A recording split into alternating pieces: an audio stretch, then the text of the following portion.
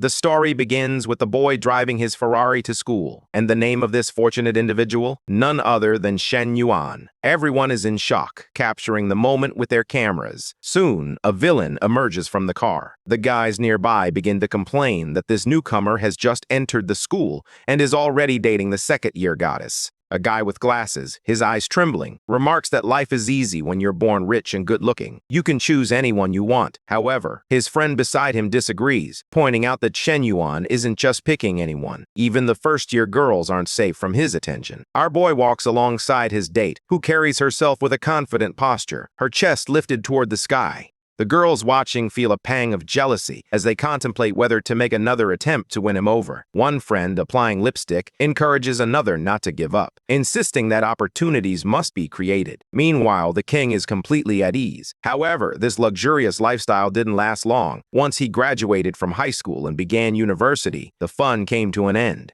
His family, which ran 3 travel agencies, went bankrupt, leaving them with millions in debt. He arrives at his dorm room and calls his friends to play some League of Legends. However, they tell him to leave, insisting it's no fun if he isn't footing the bill for everything. Right in front of him, our boy realizes he was abandoned by this group of fakes the moment he ran out of money. The worst part is that his parents and sister now live in a cramped little place while he has to stay in the university dorms. In that moment, all the freedom he once felt vanished. He believed it was the end until something unexpected happened. He approaches a girl who is leaning against the wall. This is his current girlfriend, Jo Wanting. She immediately delivers the difficult news. Their relationship is over. Jo expresses her hope that he finds someone who understands him better in the future. The poor guy is clearly in shock. He says they've been together for 3 years. How can she just break up with him out of the blue? Does she have no heart? However, the girl is unreserved in her feelings. She declares that their relationship was never founded on true love. Besides, if they ever see each other again, he better not call her king. She truly hates that nickname. Or rather, she already has one foot out the door and tells him to never see her again. Shen Yuan relaxes and lets out a deep sigh. Just as she reaches for the car door handle and announces that her friend has arrived, he stops her. She asks him what he wants, and he tells her to return all the expensive designer bags he bought for her. This infuriates her. She insists that after 3 years of dating, the least she deserves is to keep all the gifts he gave her. Shen Yuan tells her that if she doesn't want to return them, they can set off on one final adventure together. Furious, she insists that he go and help. The man in the car calls her king and tells her to get in. He then glances at Shen Yuan and asks if he would like a ride. At that moment, Shen Yuan realizes that when he called her king, she made a scene. But when this guy says it, she doesn't seem to care. Despite this, he reassures the guy not to worry, explaining that he lives nearby. The man insists he is in no hurry. If Shen Yuan wants a ride, all he has to do is ask. He genuinely wants to help. However, Shen Yuan knows that this man only wants to get him into the car to humiliate him. He leans against the window and assures the man that he is genuinely a good person. There's no need to worry. He is just a few steps away. He opens the car door for Zhu Wanting and instructs the driver to take good care of her, emphasizing that she's a really nice girl. He smirks and reassures her that she is in good hands. With that, Shen Yuan nods and expresses his appreciation for the advice. He believes that men like them should genuinely give their best to women. That's why it's crucial for the guy to know that her favorite condoms are mint-flavored. Additionally, there's no need to buy her overly fancy lingerie, as she finds it uncomfortable. Her preferred role-play outfits are a doctor and a police officer. In that moment, he lays out all the information for the guy to understand just how foolish he has been. However, the man in the car isn't too pleased with this free lesson, and he quickly slams the door and speeds away. Shen Yuan is left contemplating that the guy simply doesn't understand. He was only trying to help. Furthermore, he genuinely hopes Wan Qing finds success in life, as she likely believes this was the best choice for her. They no longer have any connection, so he wishes her the perfect life. Our boy is an emotionless Sigma, folks. Not only did he remain unfazed by the breakup, but he also roasted both of them and walked away completely unbothered. But then, by a twist of fate, the system appears, suggesting that perhaps everyone deserves the opportunity to live a perfect life. That's when the perfect life system begins to activate. Shen Yuan's stats appear, minus 21 years old, 1.82 meters tall. Why am I reading this guy's stats? It hardly matters. Shen Yuan stands there, confused, contemplating the madness unfolding before him. Then the system speaks. To live the perfect life, he needs more than just money. He requires admiration from the opposite sex. His first mission is to spend money on someone of the opposite sex with an affinity score of at least 60. By doing this, he will gain more admiration. Whatever amount he spends on her will be returned to him multiplied by 3. If the affinity increases during this time, he will earn double that amount. At least the math is straightforward. He earns 3 times what he spends. And if the affinity rises, he earns 6 times his investment. He stands there looking around anxiously. Then the first victim appears, the so-called trash tier counselor. But let's be honest, there's nothing trash about her. She's top tier. She expresses her admiration, stating that Shen Yuan is a true man. A guy shouldn't have to suffer simply because a girl broke up with him. He stands there, looking uncertain, when he notices something above her head, a small heart with the number 65 inside it. That's her affinity score. He quickly starts to believe that this little system might actually be real. The counselor encourages him to remain positive and not allow this situation to bring him down. Feeling a bit embarrassed, he thanks her, realizing he may have just gained an unexpected advantage. She mentions that he applied for a scholarship, pointing out that he is broke. She adds that it might be approved soon. He clearly trusts the system far too much, immediately reassuring her not to worry about the scholarship anymore. After all, it wouldn't make much difference considering the size of his family's debt. The trash tier queen tells him that if he ever faces problems in the future, he can come to her for help, even if those issues are related to romance. With that, she waves goodbye and walks off. Shen Yuan is left deep in thought. She meets all the system's requirements, so in theory, the money should triple. It was time to put it to the test, so he took her hand in his. He expresses his gratitude for her encouraging words and invites her to join him for bubble tea. And just like that, he is already making investments. She seemed a little shy, but also happy. Immediately, Shen Yuan begins calculating. He has 87, which is hardly anything, just about $15. If the money were to triple, he would reach 99. And that's exactly what happens. That's when he starts to believe that if he keeps spending on her, the money will keep multiplying. This was the chance he needed to pay off his family's debts and finally escape their miserable situation. It was time to reclaim his old self, or perhaps even evolve into something greater. The challenge was that multiplying by 99 was straightforward. Thus, the first objective was to secure a substantial amount of money and identify the right person to spend it on. This man has already approached loan sharks, borrowed from banks, and managed to gather $49,000. There's a risk that this could ruin him and damage his credit forever, but for him, it's all or nothing. The only concern is that he needs to be cautious with the gift he plans to buy for his teacher. She is aware of his financial situation, so she might decline to accept it. An hour passes. He bought her a Prada bag, spending nearly all his money. His plan was to tell her it was just a cheap knockoff so she would accept it. The only problem is that he's standing outside her door, knocking, completely unaware of whether she's married. The queen responds, and I'm sure she infuses her love into every dish she prepares. She looks slightly taken aback, wondering what this lunatic is doing at her door. He tells her that ever since he started school, she has always taken such good care of him. Now that he understands how precious her support is, he has decided to bring her a special gift. Like Xiao, she quickly realizes that it appears expensive and declines to accept it. She explains that as a teacher, her role is to support her students, and he doesn't need to go to such lengths. The smooth liar quickly reassures her, claiming there's nothing to worry about. It's just a fake bag that costs only $200. All he wants is for her to accept it as a token of appreciation.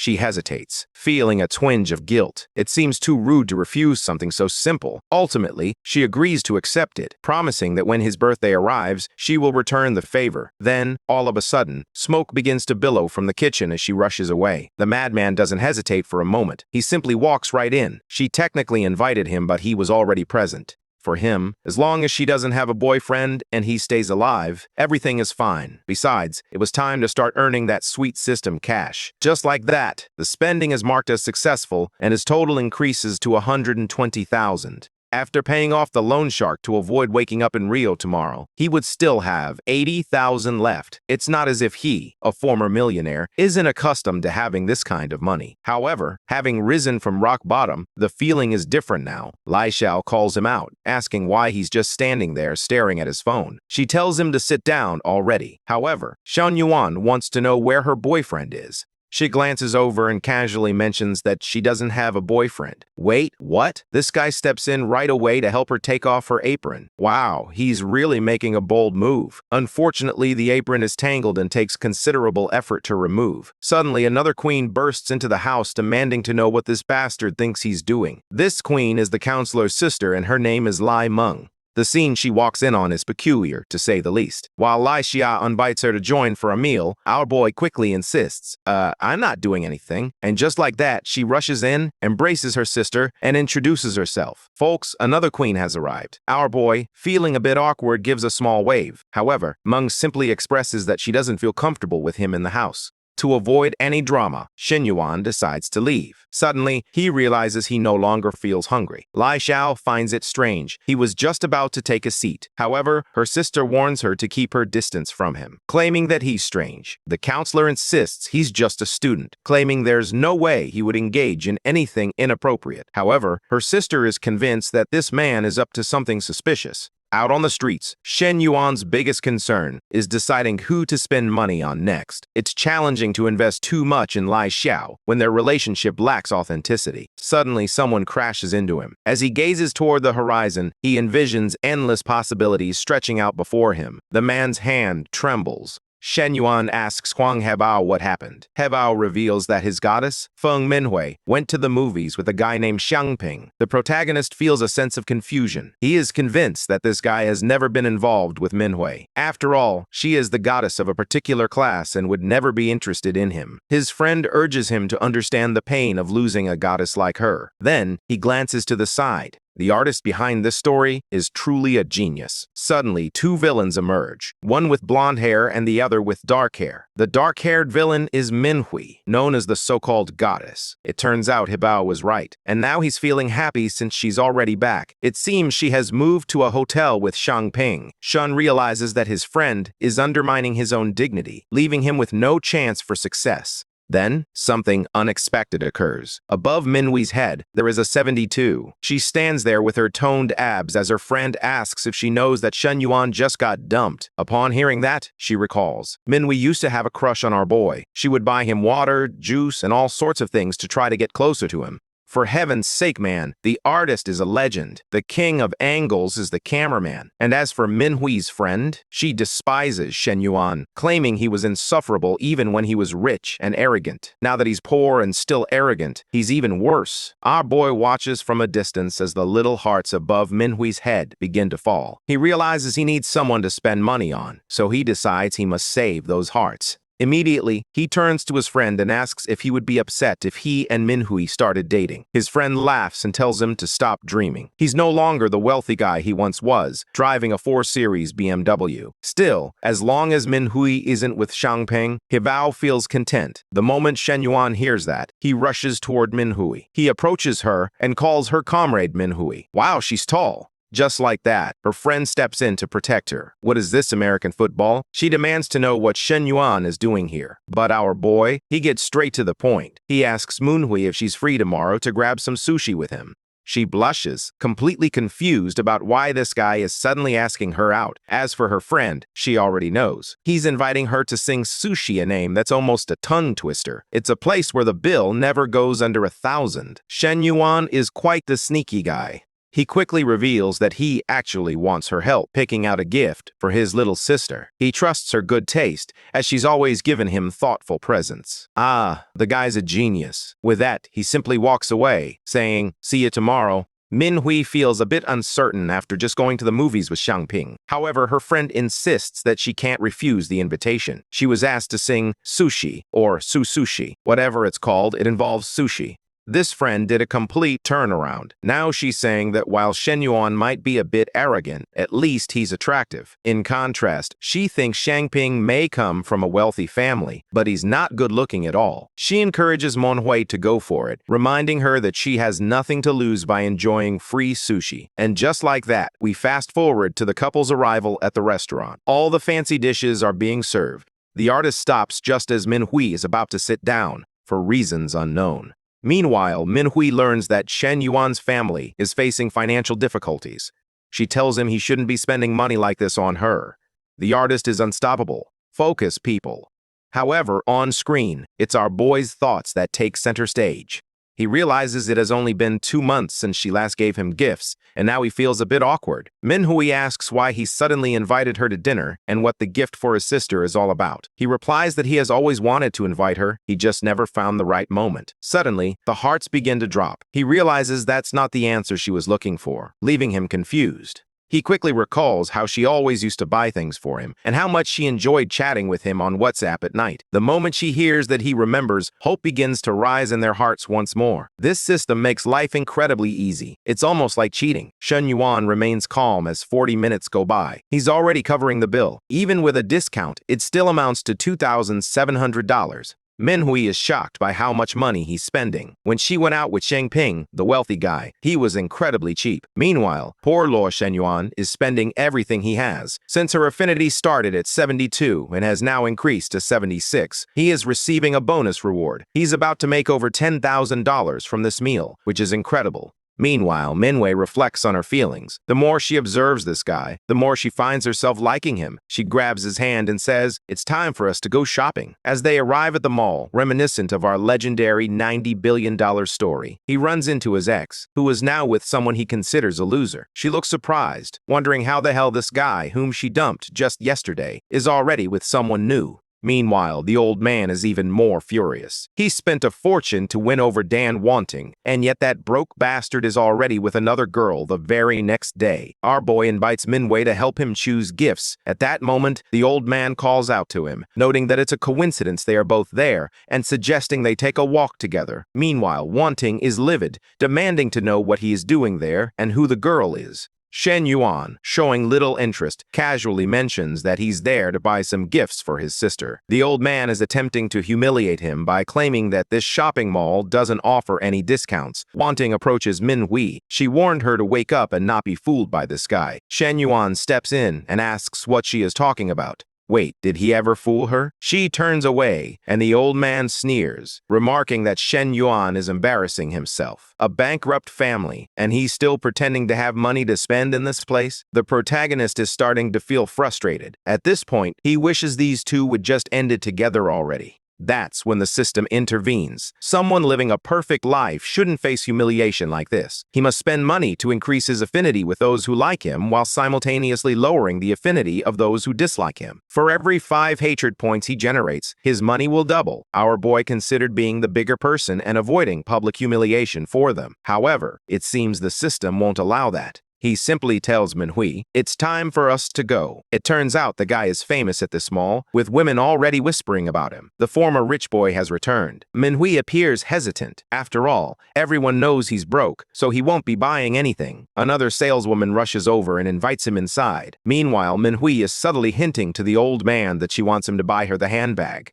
The store clerk assigned to serve Shen Yuan is frustrated. She prefers to assist wealthy customers and often leaves the less affluent ones for her colleagues. Manhwa stands at the cash register, clearly making the cuckold pay for everything. Meanwhile, Manhwa assists our boy in selecting a handbag that embodies his sister's youthful energy. The saleswoman beside him seems indifferent and simply remarks, "That's quite expensive. It's over 50,000. As he stood there, seething with desire, he had only intended to spend 20,000 on her today. However, just these bags alone were already exceeding 100,000. However, this girl plays a double game. She urges him to flaunt his wealth and power to humiliate Shen Yuan by spending a fortune on her. The problem is that he doesn't have that much money. His credit card can't even handle it. At that moment, Shen Yuan speaks up and tells the saleswoman that he wants both bags Manhwa selected, along with the accessories. The clown couple spins around in shock. Manhwa is stunned. He can't believe he's actually about to spend that much. The store clerk recognizes him as the new bankrupt guy and is sure he can't afford it. She begins calculating the total, her hands shaking, afraid to even voice the number. Before she can respond, Shen Yuan hands her the card and says, "Just ring it up." The saleswoman is ecstatic. This commission is going to be incredible. Meanwhile, Wanting stands there fuming, wondering how he isn't bankrupt. The old man mutters that he must have borrowed money, but Arjika Chad just smirks and advises him not to focus too much on his purchases. Instead, he should be more concerned with making Wanting happy, perhaps even buy her another handbag. A wealthy and powerful man like him should be generous, spending at least $700,000 in the store. Otherwise, it would seem rather strange. But the bastard flipped the script, and now the two of them are shaking. Wanting turns to the old man and demands to see his financial power. The problem is that the old man took out a massive loan just to rent that luxury car. He's not wealthy like that. He's already on the phone, checking to see if he can even afford this. He walks away, pretending he has a very important meeting, while she glares at him, calling him the worst before storming off. Both of them leave in a fury. Shen Yuan, however, doesn't care about them at all. He simply plays along because the system instructs him to, and, after all, money is always appealing. He hands one of the handbags to Manhwa, but she refuses, saying it's far too expensive. He tells her it's a reward for enduring all the nonsense that the others were saying about her, even though she wasn't involved in any of it. He hands her another bag, saying she deserves even more than this. However, she looks a bit confused. She believed it was for his sister, but he smoothly replied, "Now that I think about it, I'm not sure if my sister will like it, but you picked it, so I know you like it." The truth is that now that he has unlocked it, he just wants to spend as much as possible to recover all the money. Manhwa, however, is hesitant to accept it. She fears it will make her appear to be a gold digger. She begins to push it back, saying, "I really can't." He takes her hands and tells her, "Don't worry, this is just the beginning. More gifts are on the way. If you don't accept this one, I'll be very sad." And just like that, the mission is complete, yielding 3 times what he invested. Meanwhile, Manhwa watches him, believing she has just discovered the perfect money tree. To keep her from getting too scared, he tells her it's time to head back to school. If she bought anything else today, it would be too much. Meanwhile, she stands there silently, staring at him. As he climbs the stairs to his dorm,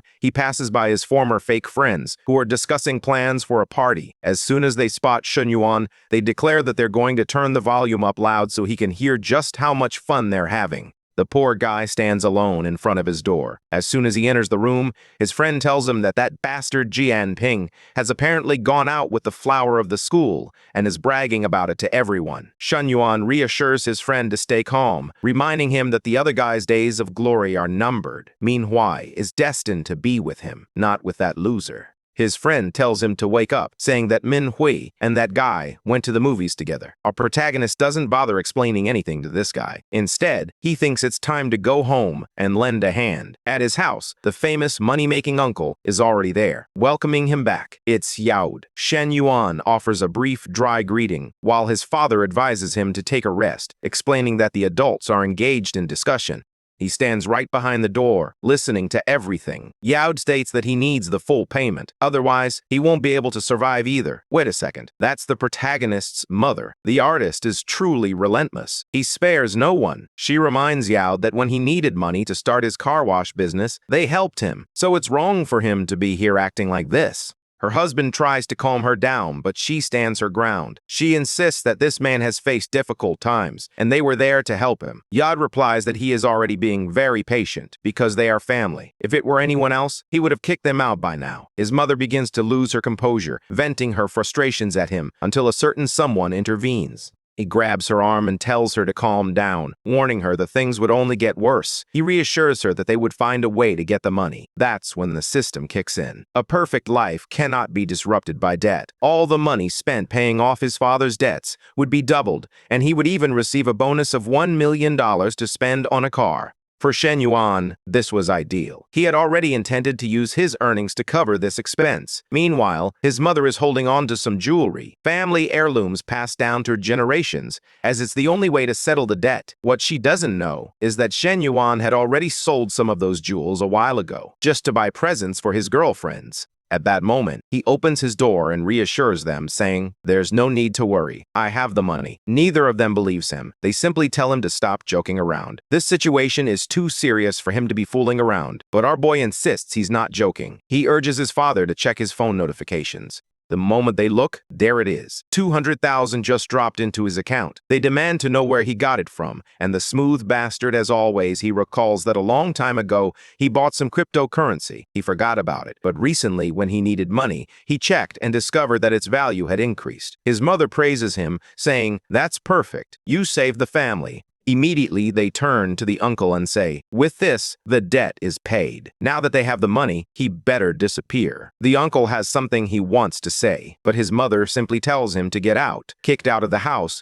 the young man feels completely lost. He arrived to gather whatever remained of this family, fully aware that they were bankrupt and believing he would never receive payment. The real question now is how that scoundrel amassed such a fortune. Meanwhile, our protagonist has just completed his mission. The 200,000 has doubled to 400,000, and he has received the 1 million that can only be spent on a car. The problem was that the only thing he had paid off was the rent. He still faced all the old company debts, which totaled hundreds of millions. For now, this was the best way to help. He needed to continue multiplying his money to pay off the larger debts. He asks if his parents need additional financial support. His mother says, for now, no. The other bills weren't urgent, so they could manage for a while. But his father isn't so easygoing. He demands at least 50,000 as a loan. Our boy just smiles, thinking that he's just like me when I used to ask for money. He remembers his father lying in the mansion, reading a newspaper while he came home from school exhausted, asking for spare change. Now, the tables have turned. The scene shifts back to the college where he encounters his teacher. In her class, everyone pays extra attention. He walks up and asks, "Are you free tonight?" He wants to invite her to a small dinner, but then he senses a death stare coming from behind.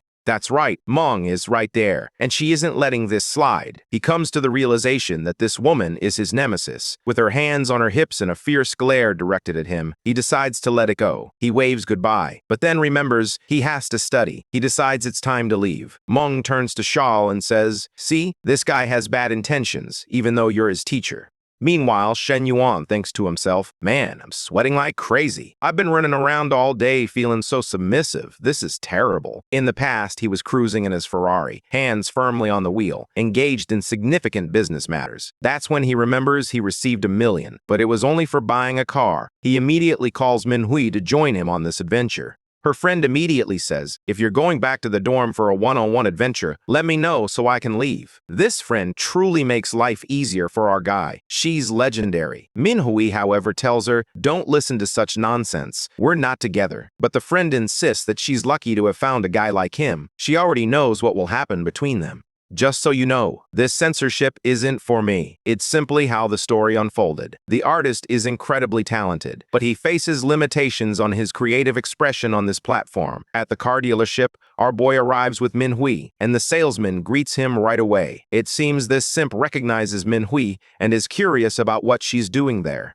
She greets him saying, hey, Mr. Kim. This guy attended the same school as her and was always flirting with her, which is understandable. He walks up and wants to know who's the loser standing next to him. It's nice to meet you. Now the guy wants to know which car he's interested in. Shen Yuan says he wants to see the M9. If I'm not mistaken, that's a BMW. The salesman knows the car costs $600,000 and dreads showing it to this broke kid, convinced he won't make a purchase. At the same time, it might be worth it, since he would get to gaze at Manhwa the entire time. Perhaps she finally recognized that he is an incredible salesman, earning over $10,000 a month. He approaches her to chat, saying, it's been a while since we talked, but Manhwa, tall as ever, interrupts him. She informs him that, unfortunately, she has other plans and isn't very interested in continuing the conversation. Before the clown can react, Tao, Shen Yuan, calls out to him, asking, can I take it for a test drive? The guy is fuming. That jerk just interrupted his flirting session. To be honest, Tao, you were already rejected. Your flirting wasn't going anywhere. Shen Yuan may have experienced a brief period of financial struggle, but he has been wealthy for most of his life, and he's tired of being treated poorly by this loser. He approaches the reception desk and requests to speak with someone who truly knows how to sell cars.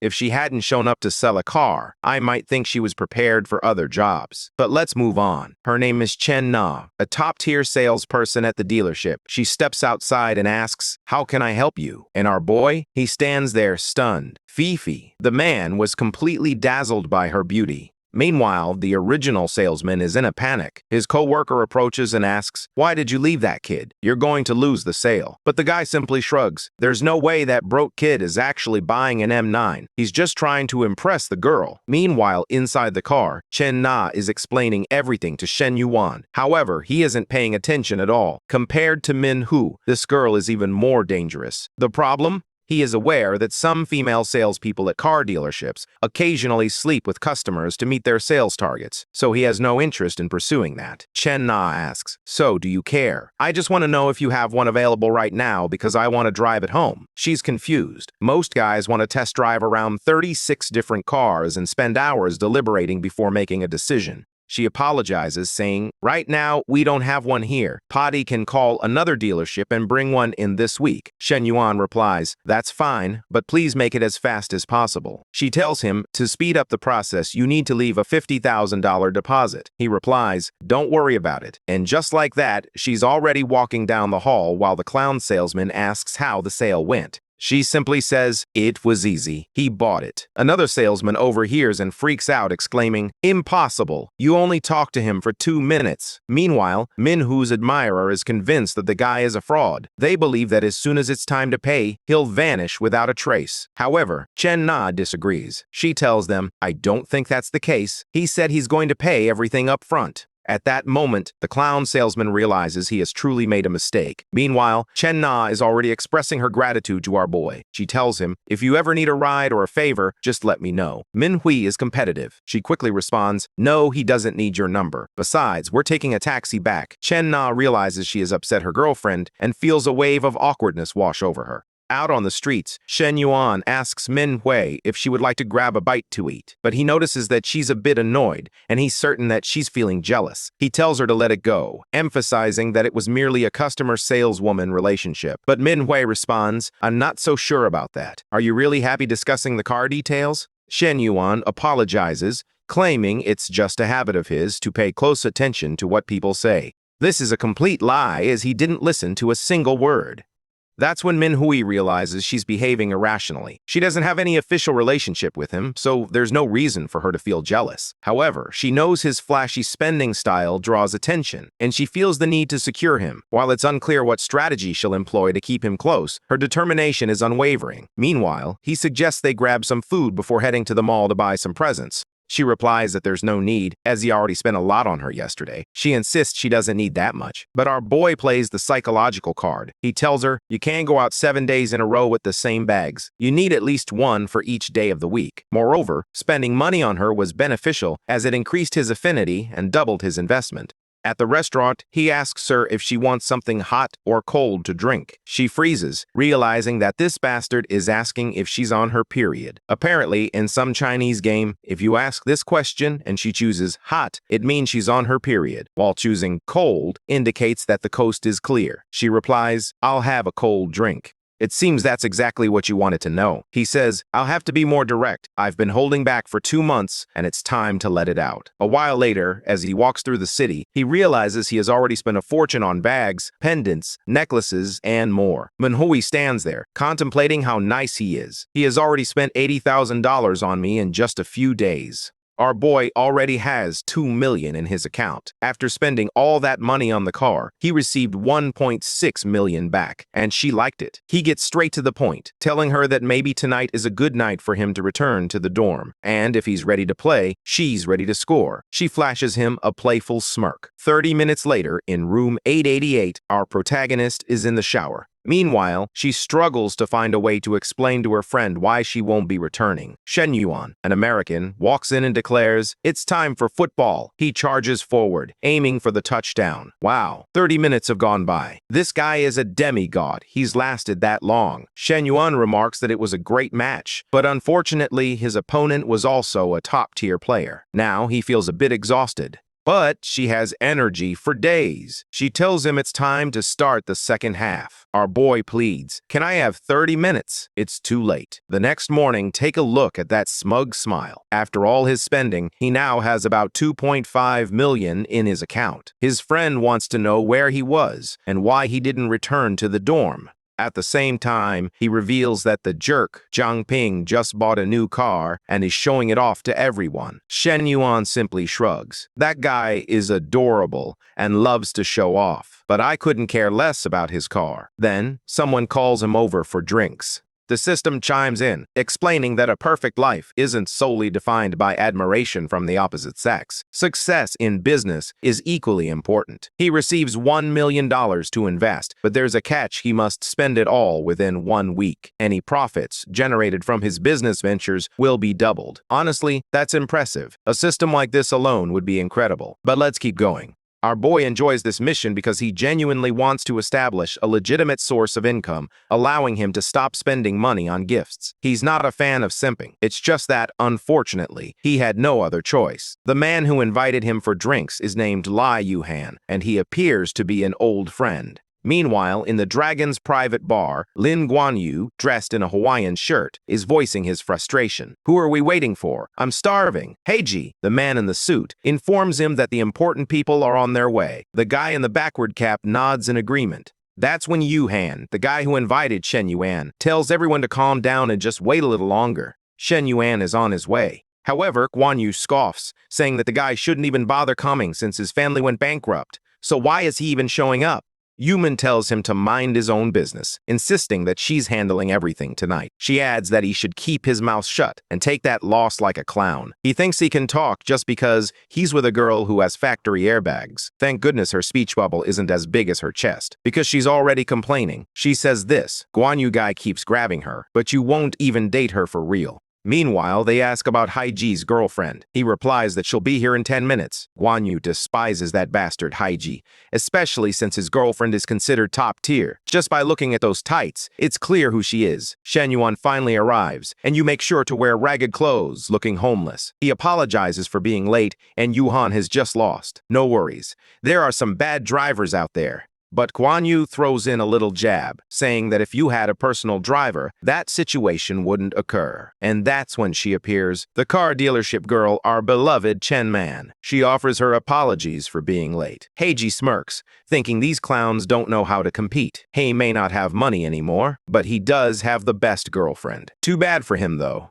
His girlfriend is already eyeing her boyfriend, Shen Yuan. She remembers his face very well, especially since he was the one who bought that car. But she ignores him and goes straight to her boyfriend. At least she's loyal. A while later, Yuan explains that he has invited everyone here for a significant investment opportunity. He needs to raise $2.4 million and is expecting around $700,000 from each person. Awkwardly, he asks, "So what do you guys think?" "You bastard. You're asking for $700,000. Can you at least explain why, you damn scammer?" His friends seem to know him well, as he consistently makes poor investment choices. However, since he typically uses his dad's money, no one really seems to mind. This time, however, no one is willing to invest with this lunatic. The room is completely silent, and Yuhan is furious. When he covered most of the investment, everyone was eager to join in. But now that the shares are equal, they're all backing out. He asks why it is so quiet, but no one has anything to say. Guanyin Gao expresses his thoughts, stating, "I'm not investing right now. I'm focusing on saving money because I want to play it safe." Everyone else echoes the same sentiment. They can't afford to lose money, and taking a risk feels too dangerous. The guy in the basketball jersey is in the corner, visibly frustrated that he's offering such a terrible deal. Meanwhile, Yuhan is confident. This time, his money-making plan is foolproof. Unfortunately, no one trusts him. Guanyin Gao then states, "However, if you want to borrow money, that's a different story."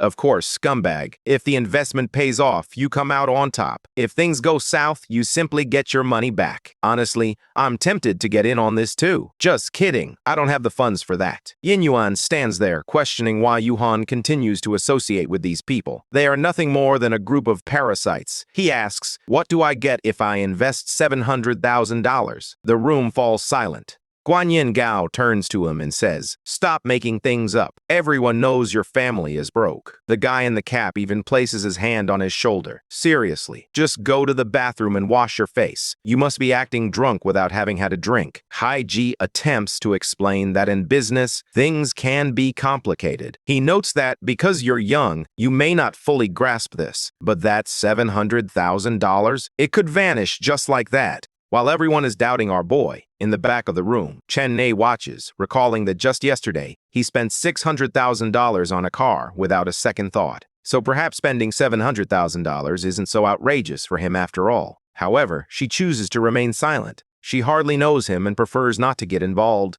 But our boy doesn't wait for a response. He simply states, I already transferred $700,000.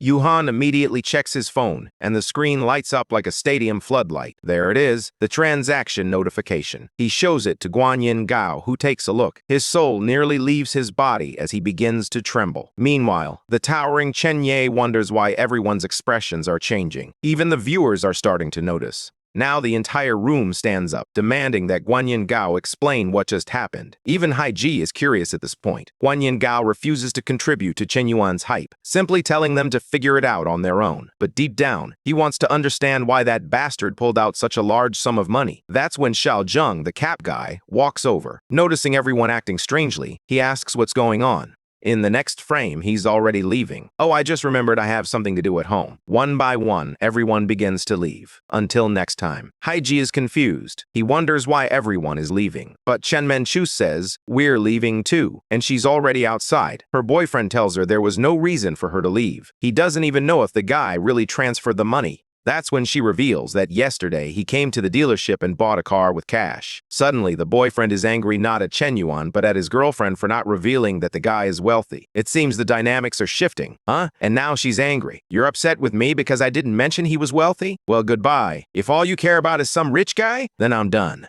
Now it's just the two of them. Yivong sighs and says, if I had known you were going to invest everything, I wouldn't have called those guys. Chen Yuan responds, it was a good way to prove they're not trustworthy. Now he wants to know the plan for this business. Even though he's just an investor, he is eager to discuss the strategy. It's clear now they're opening a bar. They discuss the theme, operations, decor, and all the details involved. An hour later, Chen Ness sends him a message. Come pick up your car tomorrow. However, our guy replies, no rush. He then adds, are you free tomorrow? I'm really curious about that BMW M9. She's confused about this sudden interest in the M9. Before she can respond, he sends another message. See you at the restaurant tomorrow. The next day, she arrives at the meeting spot, dressed in her work uniform, which honestly resembles more of a costume. Chen Yuan hasn't arrived yet, and she's been waiting for a while alongside a random guy next to her. That's when a chubby, bald man walks by. He recognizes her immediately and heads straight for her. He's never had the chance to flirt with her before, but now feels this is the perfect opportunity. His friends watch from outside, wondering if he will actually pull it off. However, most of them say, no way. Chen Ness isn't that type of woman. She's serious. Most guys who have tried have failed. Among them is Haiji, the overly eager boyfriend who is desperate to know just who she's waiting for.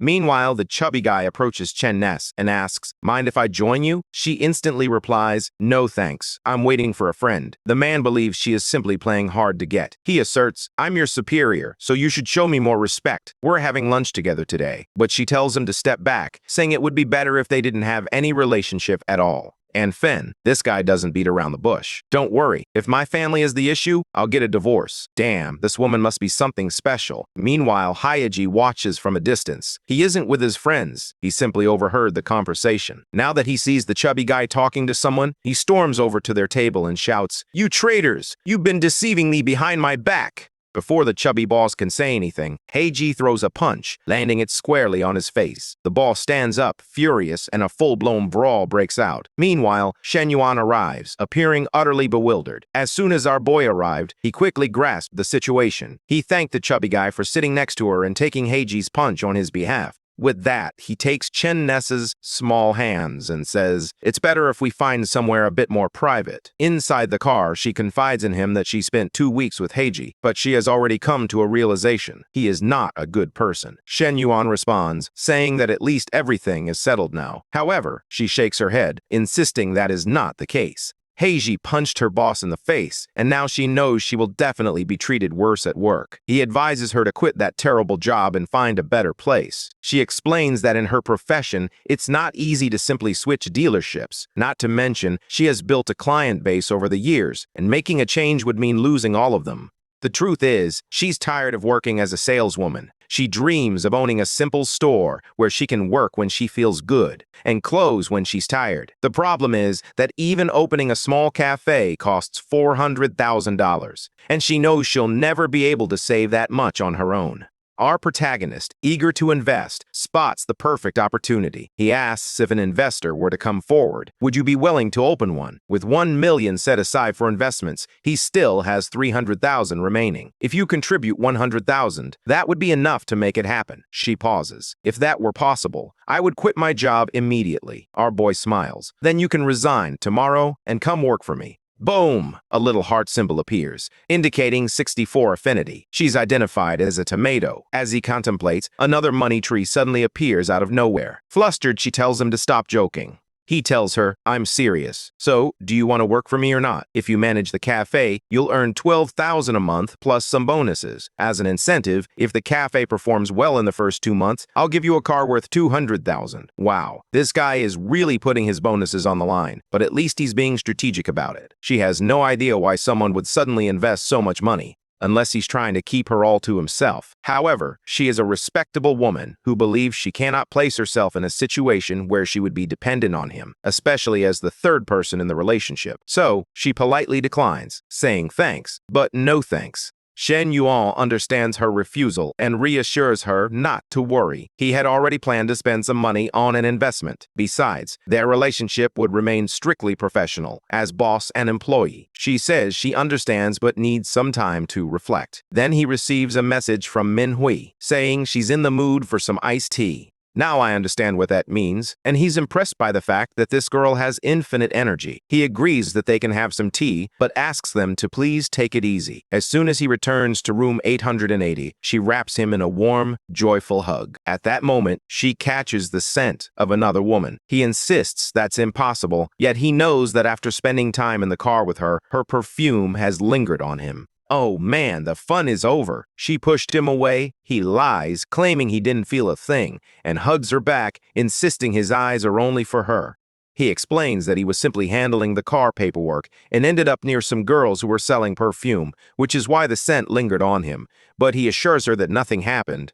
Manhwa expresses that she understands, but insists that if he's going to see any other woman in any situation, he needs to inform her. He acknowledges her request, but honestly, he doesn't care about that. His goal is to cultivate multiple money trees, especially since he has significant expenses to cover. With that, the soccer match was set to begin. The ball is in the field, and it's a goal. It's all over now. 2 hours later, this guy has transcended humanity, channeling his inner Doctor Strange, manipulating time and space to stretch those 2 hours. His little heart is already at 90, bro. Just like our boy Shen Yuan from the other story, this Shen Yuan also receives a reward when his affection reaches 90. A lottery ticket worth $1 million, a voucher to spend $1 million, and a new skill called Ruthless. Additionally, there's a spending ticket valued at $1 million, along with the skill Ruthless. The money was greatly appreciated, as he still had millions in family debts to settle. What truly captured his interest was this Ruthless skill. The description claimed that with this skill, he would be able to master anything. As he steps into the hallway to activate it, a peculiar glow appears. He believed it would make him ruthless in combat, but instead, it made him ruthless in other pursuits. Now, he's heading back to the field with ruthless mode activated. Manhwa was the first unfortunate victim of the new skill. Meanwhile, Chen Nan is discussing with a friend, a man who offered her $300,000 to open a store. Her friend warns her to be careful, noting that it's rare for a guy to invest that much money. She might be getting scammed. Chen Na confidently replies, "No, I'm sure he has money. I saw him spend almost $1.5 million in just 2 days. Besides, at least he's cute, unlike the old men at the car dealership." Her friend finds it hard to believe that she has found a young and handsome guy. He wants to invest $300,000 in you. If that's the case, you should definitely accept. Chen Na has one issue: his eyes. He's 5 years younger than I am, and it just feels strange. Apparently, there's a Chinese saying that if a woman marries a man 3 years younger, she's holding on to a gold bar. So if he's 5 or 6 years younger, she's holding on to 2 gold bars. Who comes up with these sayings? She attempts to refuse, knowing the boy already has a girlfriend. But her friend, like all female friends in these stories, can either be the worst or the best. In this case, she just lost. A girlfriend isn't a wife, and under those circumstances, you have to steal him away. Chen Nan is in shock. Her friend reassures her, saying, "Relax, I'm just joking. But seriously, don't miss this opportunity." With that, she bids farewell. Meanwhile, Chen Na envisions Shen Yuan standing by her window. 40 minutes later, Manhwa is visibly shaken. She tells him that there's something different about him. However, she feels too embarrassed to explain. He calls for another match, but she responds that it's impossible. Enough, I'm done. Since she didn't show mercy earlier, it's now his turn. He tells her that if she can't keep up, she just needs more practice. The next day, after Minhui returns to school, Shen Yuan wakes up and checks his lottery ticket. The members matched, and he won $6.8 million. He immediately jumps up, eager to run home and tell his parents. By the way, we still haven't seen his sister. Does Manhwa have a sister? She'll show up eventually. I know he's a handful. A few moments later, he rushes home, calling for his mother. She yells, "Stop shouting like a lunatic. You're waking up the neighbors." He already pulled his dad over as well. "I have good news for both of you." He holds up the ticket and exclaims, "I just won $6 million.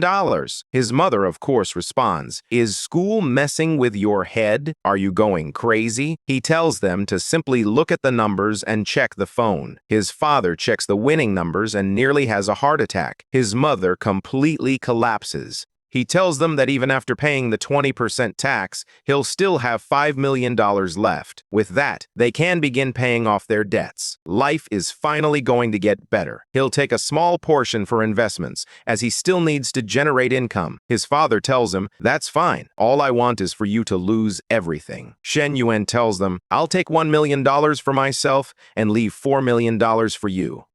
I expected them to be either overjoyed or shocked, but instead they simply thanked him calmly. Meanwhile, at the car dealership, the chubby boss, who had just been beaten up, asks Chen Na, "What the hell is this on my face?" But Chen Na stands there, her work uniform unbothered by the situation. She has already broken up with that guy. Besides, if Heiji punched him, that's a conflict between the two of them. Her boss, however, won't let her off the hook so easily. He asserts that every problem has its roots, and in this case, the root is her. He recognizes that she is trying to walk away without facing any consequences, so he feels compelled to seek revenge. She insists that the fight between you two has nothing to do with her. Besides, you wouldn't have gotten punched if you hadn't sat next to her. Her boss then says, "All right then, for not showing up to work yesterday, you don't have to come in for a whole month." Confused, Chen Na tells him, "But I asked for permission to be absent." But he said, "I don't care. I own this dealership. I decide who works here and who doesn't. You're banned from selling anything for a month." He knows that if she loses her job, she will lose all of her commission, and with only $1,200, she won't even be able to pay her rent. At that moment, Chen Na turns around and says, "If that's the case, I'll quit. I'm never coming back to this place." The clown boss warns her, "You should think carefully. If you leave, you can't come back." But she's already walking away, swag mode activated. Working for Shen Yuan would be an improvement. At least he's not an old man. She waves goodbye, feeling certain. There's no need to think twice. She'll never set foot in this place again. 30 minutes later, Shen Yuan receives a message. She's ready to quit. He congratulates her, saying, "Took you long enough to escape hell. Now I just need to find a good location for the store." Now he's on his way to visit his teacher. A very hard-working woman struggles to lift a heavy box from the floor. Dan observes, noting that it looks painful. It seems she called him specifically to help her lift the box. Now she's attempting to reach another one, but it's too high up for her to access. "Don't worry, teacher. The hero is here." Clearly, this kind of behavior could land him in jail. She realizes that this student is quite peculiar. As always, he gets very close. Does he truly have those kinds of feelings? She even asks him if he received the papers. He nods and replies, "Yeah, I got them." Then some other students arrive and say, "We're here to help the teacher." When they walk into the room, they can't understand why her face is as red as a tomato. She steps aside as Shen Yuan explains the assistance she requires. Meanwhile, Xiao realizes that his damn Shen Yuan is becoming bolder and bolder, pulling these moves even at school. The problem is that her heart just skipped a beat, but he's her student. She knows she can't be thinking like this. Too bad for her, he has the affinity system, and he noticed an increase. It seems that favor was truly appreciated. The scene transitions to the south side, close to the school. These are the villains. The girl on the left has that intriguing mix of good and bad, giving her a captivatingly evil look. They're talking to Jung Ping, the guy who bought a car, and now acts like he's better than everyone else. Oh, right, the clown who struts around in his little Gucci outfit. He's upset because Manhwa has rejected all of his advances and is completely ignoring him. But that's okay, he's got plenty of other options. He says that not every girl appreciates his new car, and the girl is amazed. That car is so expensive. Your family must be billionaires. Jang Peng nearly spits out his tea upon seeing someone familiar. As always, it's Chen Na, walking around dressed more like a fantasy character than a real person. The guy comments that her legs are so long they could be used all year round. Meanwhile, outside, they are admiring a brand new car, the M9. In all honesty, it may not even be a BMW. It's likely an advanced Chinese luxury car or a high-tech Tesla-style vehicle. The big boss is walking through the area. The girls recognize him instantly, the famous Shen Yuan, the newly broke guy. But why was he in that car? That's precisely what the clown Jung Ping wants to find out. At that moment, our boy walks into the cafe, and Chen Na immediately greets him with a cheerful, "Hey there, boss." Jung Ping stands there with his mouth wide open, wondering why that goddess is talking to that broke loser. Meanwhile, Chen Na informs him that the cafe owner has just messaged her and is on her way. She asks, "So, do you like the car?" Shen Yuan shrugs and replies, "It's not bad." The dangerous villain girl smirks, and there's something peculiar about Shen Yuan's interaction with her. Meanwhile, Jen Peng is losing it. How does he go from dating one girl one day to being with someone even hotter than X the next? At that moment, the cafe owner arrives. To be honest, she's the skinniest of the women we've seen so far. Not excessively skinny, but you understand what I mean. Her name? She greets our boy, who responds, we're all around the same age. They're all about 20 years old. She explains that her cafe isn't doing well, but since it's located near the school, many students pass by. However, she is facing some issues at home and needs to take care of her child. For this reason, she wants to sell the cafe for $300,000. However, our boy wants to set aside $50,000 to cover Chen Na's salary. So he tells her, "I don't like haggling. I'll give you $250,000, and that's final." Yu King hoped to secure at least $270,000. However, since he is paying up front and appears serious, she straightforwardly asks if they can finalize the deal today. He nods. "As soon as we sign the papers, the money will be in your account." She immediately calls the girls nearby and tells them to meet the new owner. Shen Yuan explains that Chen Na is the new manager and that he won't be around much. The girls nearby overhear the conversation, and the Hollywood-level villain gasps. That jerk just bought a $250,000 cafe for his girlfriend in 10 seconds. Meanwhile, Jiang Peng is on the verge of exploding with rage. At that moment, Yu King receives a call. She stands up and says, "I need to take this." At that moment, Chen Na sees the name on the phone and her expression freezes. It's him, the man who fired her from the dealership. That scumbag owns half the world, doesn't he? Shen Yuan is furious. That guy has a beautiful wife at home and still flirts with all the women at work. He is truly a despicable man. Shen Yuan wants to reveal to Yu Qing what kind of man her husband truly is, but she is hesitant to jeopardize their relationship. He warns her that it's better not to get too involved. She asks, "Why?" He explains that you're about to let a 40-year-old man with too much money lose everything without a family. That's dangerous. You never know what he might do. She pauses to thank him for the advice, realizing she hadn't considered it that way before. He was right. That guy could actually become a problem.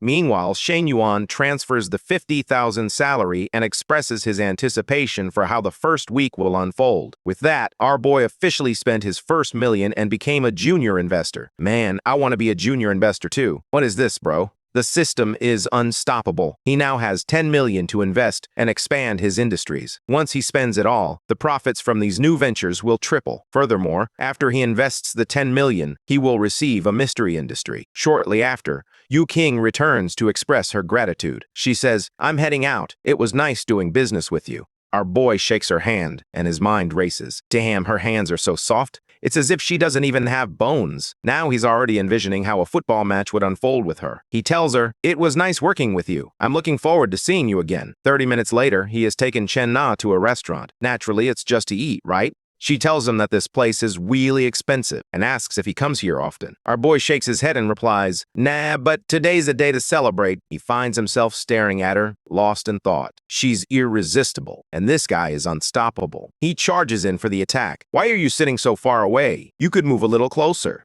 Our boy is a magician, as she was once on the other side of the table, and now she's right next to him. With arms that stretch 3 meters like Manjin Bu, he can't help but think about his situation. He just spent 300,000 to open this cafe, and is paying her 12,000 a month. He realizes he needs to find a way to turn a profit. Meanwhile, Chen Na contemplates the nature of love and generosity, questioning their existence without reason in this world. She wonders why he truly wants to open this cafe. Is it really about making money? That seems unlikely, given his spending habits. Meanwhile, Shen Yuan, the diligent worker, is focused on the watermelons, while Chen Na comes to the realization that this is all she truly has to offer. She tells him to back off, as the waitresses could walk in at any moment. He explains that the food here doesn't come out quickly and that it will take some time. 10 minutes later, a woman at the door announces that they are preparing everything. Flustered, Chen Na quickly replies, "Jade, just bring it over." Our boy smirks, knowing this place serves some amazing food. After all, he has been rich his entire life and knows everything there is to know about this town. Chen Na thinks to herself that he's handsome and definitely wealthy. However, the problem is that he's a shameless bastard, especially since she knows he has another stunning woman by his side. So why does he behave this way? It was honestly embarrassing, but now it was too late to dwell on it. At the checkout, as usual, our boy pays with calm confidence, knowing that the money will be doubled. Meanwhile, Chen Na realizes that the amount she just spent on this dinner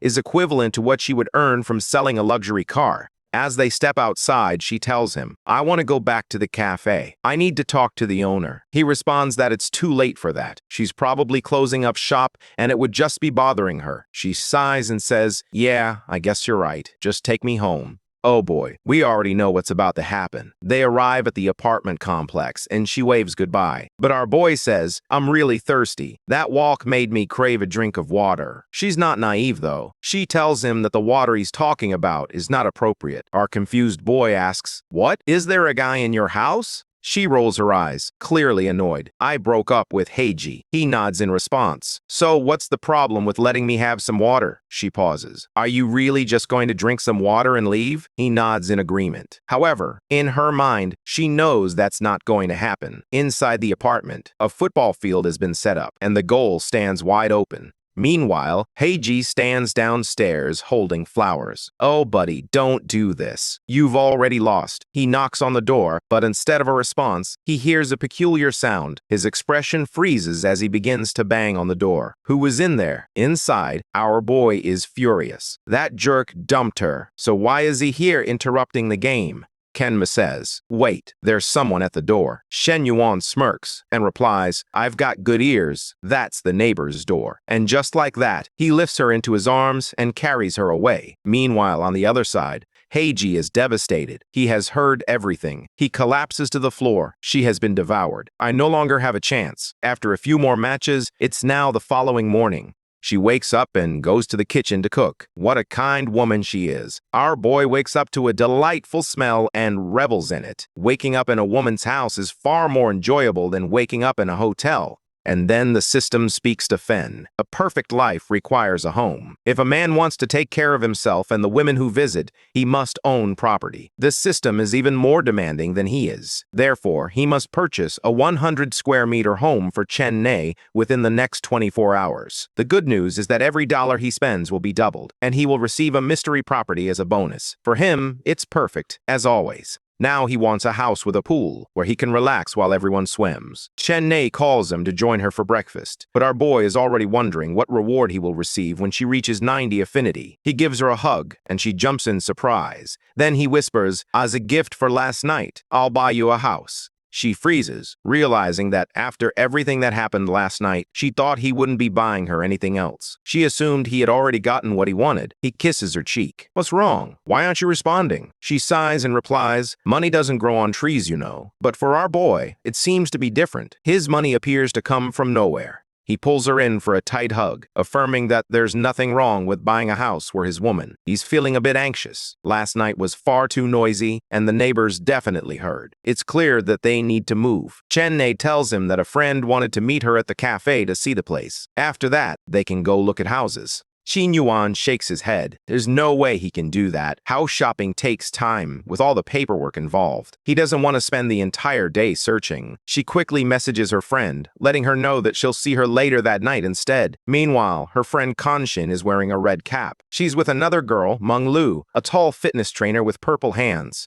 Menglu is confused. Kanshin suggests that maybe the cafe deal didn't work out, adding that there's no way a guy would just spend 300,000 like that. But Menglu disagrees. Chen Yo wouldn't lie about something like that. Then, Kanshin receives a message. She reads it aloud and screams. He's buying her a house. In the rearview mirror, Menglu nearly faints. There's a significant difference between a guy who buys bags and one who buys houses. She quickly realizes that she needs to take advantage of this opportunity as well. Kanshin mentions where they are looking at houses. We should go check it out. Kanshin nods and says, all right, I'll ask her. 40 minutes later, they arrive at the TNG real estate district. As soon as they get there, Chen Nei is shocked to discover that even the most basic houses in this area cost millions. And just like that, Kanshin spots them and walks over. It's been so long since they last met. She reaches out her hand and says, I missed you. Just like that, the girls are ready to be introduced. Kanshin grins and says, this is my good friend, Tianhua. Then, she introduces them. Meet Menglu and Ruda. Menglu, in particular, resembles a contortionist, twisting and bending as if she stepped out of Game of Thrones. She bends up and down, throwing something over her shoulder. She launches straight into the attack. You got a good physique, but you should come to my gym and work up a sweat. How peculiar. But our boy? He's even worse than she is. He smirks and adds, if I go to your gym, it'll be hard to focus on the workout. She immediately realizes that he just flirted with her right in front of Chen Nei. This means the two of them are not a couple. Meanwhile, she notices Chen Nei's bruised knee, a result of playing too much football last night. Then, Kanshin jumps in, saying, when you're ready to change cars, I know a great place to buy Ferraris. Our boy just smiles and replies, thanks. He has only just met these two, yet their heart levels are already at 68 and 67. At this moment, he realizes that these two aren't exactly good friends to Chen Nei. However, that doesn't matter to him. All he wants is a group of women with an affinity score above 60. The three girls stroll alongside him through the luxury real estate district, and the poor husbands are left to accept him. Want to kill this guy? He's strolling around with three goddesses, buying a house as if it's nothing. This is truly the perfect life. A real estate agent approaches and asks if you would like to see some initial models. The price here is 15,000 per square meter, and she is about to explain further. But our boy interrupts her, saying, I came here to spend 3 million, so tell me, what can I get for that? At that moment, the woman nods and leads him to the VIP section, which features professional recommendations. Meanwhile, the other girls are stunned. What kind of quadrillionaire just drops 3 million like it's pocket change? This only strengthens Menglu's determination. A little later, they find themselves sitting on a luxury couch. The agent recommends a 165 square meter home for 2.9 million. Kina grabs his arm and says, don't buy this. It's way too expensive. But as always, he focuses on what truly matters. He reassures her, saying, don't worry. All I want is a comfortable home. The other girls are feeling jealous. Here's Chenna attempting to make him spend less. And there he is, a true man facing the situation. He understands that if he doesn't negotiate, everyone will perceive him as a fool. It's about not appearing foolish. Why aren't you haggling? Are you foolish? In that moment, he turns to the manager and says, let's discuss discounts. He understands that she has the power to negotiate. She asks, are you really ready to make a decision today? If so, I can ask for an amazing deal. However, he shakes his head. Instead of a biscuit to bounce, hey, his feet wide. Meanwhile, Menglu remains determined. She's flipping her hair from side to side, flashing smiles all around. Our boy watches, wondering if this girl is mentally unstable, but then she makes a peculiar movement, and suddenly, he understands. She's playing the game, and he's genuinely impressed. This woman knows exactly what she's doing, but now is not the time to dwell on that. He's here to finalize a contract for a $3 million house. You need to maintain the same vibe with this. And you all remember how the chapter ended, right? Our dear Shen Yuan was at that luxurious location, looking to buy a $3 million house. Yeah, totally insane. While that wild woman continued to tease, she flirted from one side to the other, revealing just the strap of her bra. Half an hour later, the lady approaches and says, gentlemen, the discounts have been applied, and the final total is $2.98. Please sign here. Without a moment's hesitation, our boy responds, okay, and grabs the pen. Meanwhile, the vixen wonders how this is even real. Where on earth can she find a man who would put a $3 million house in her name? There he is, smiling as he watches the money drop into his account. The guy already had 15 million Chinese yuan. He reflects that he never had that kind of money in his account, even during the best times before his family went bankrupt. If it weren't for Dear Now and activating that little mission, it would have taken much longer. She truly deserves all the credit. Then the system announces that, as a reward, he has been granted a villa by the lake in the city of Qingzhou. He is scheduled to pick it up tomorrow morning at the sales office at 9. Even the saleswoman is getting flustered, realizing he doesn't seem to be dating that girl, and he just bought a house. She thinks it would be amazing to meet someone like him. Then she says, "Mr. Shen, if you'd like, I can save your number. If I ever come across a cheap property, I'll send you a message." He agrees and allows her to scan his information. Meanwhile, the one who isn't even his girlfriend begins to get angry, questioning where this viper came from to compete with her. Then she suddenly stands up and mentions that she's also considering buying a house, saying it would be great to get some advice from him when the time comes. She also shares her number. The girl takes advantage of the app being open and quickly scans his contact. He simply shrugs and says, "Whatever." He then apologizes to Nana, saying that, unfortunately, he has things to take care of today. He won't be sticking around to interrupt the three of them any longer, so he's heading out. The queen in the bra strap is left wondering why he's leaving. She has so much to offer. "Come back here, man." Meanwhile, Nana is calling the other two to grab something to eat and relax. The fool over there just goes along with everything. Half an hour later, at the school cafe, another student is already throwing a fit. That's exactly why I love stories like this. There's always something entertaining happening. It seems that people are whispering about her, spreading gossip or something similar. Meanwhile, on the phone, she informs someone that she is preparing the materials and will send all the information tomorrow. At that moment, our guy walks by and overhears her mentioning that she has plans for tonight, so she won't be available. He sits down and asks about the school's plans. She explains that the school is preparing to launch a startup initiative for the students. She responds with a thoughtful explanation, detailing her reasons and feelings. The school claims it's committed to supporting entrepreneurial students by providing funding, creating a dedicated space, and offering guidance. However, the challenge lies in their limited partnerships, as external investors are often too eager to contribute. He wants to know what the school offers to those who support it. She responds that the school provides access to the talent of its students, as they often join various companies, and graduates are typically top-quality individuals.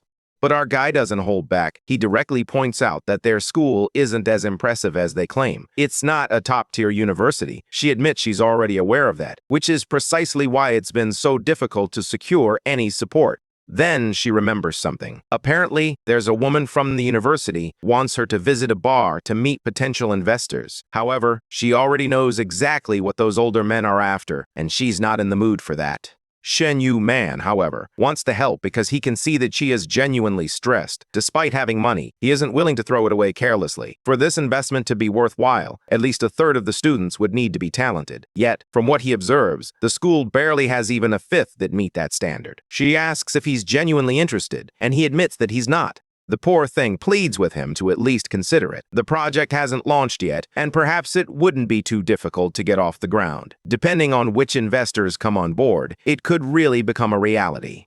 Then it hits boom. The life of the perfection system kicks in. Someone inviolable doesn't just earn money. They also need to build prestige and influence in other areas of society. Since he's still a high school student, this was the first area he needed to impact.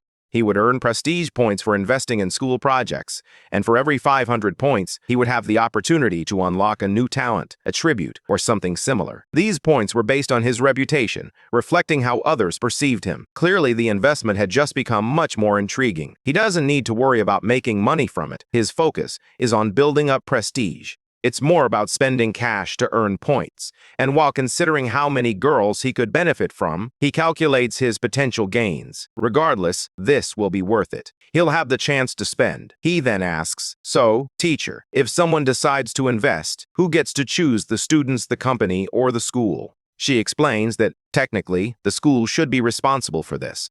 However, since there aren't any investors yet, that aspect could be open to negotiation.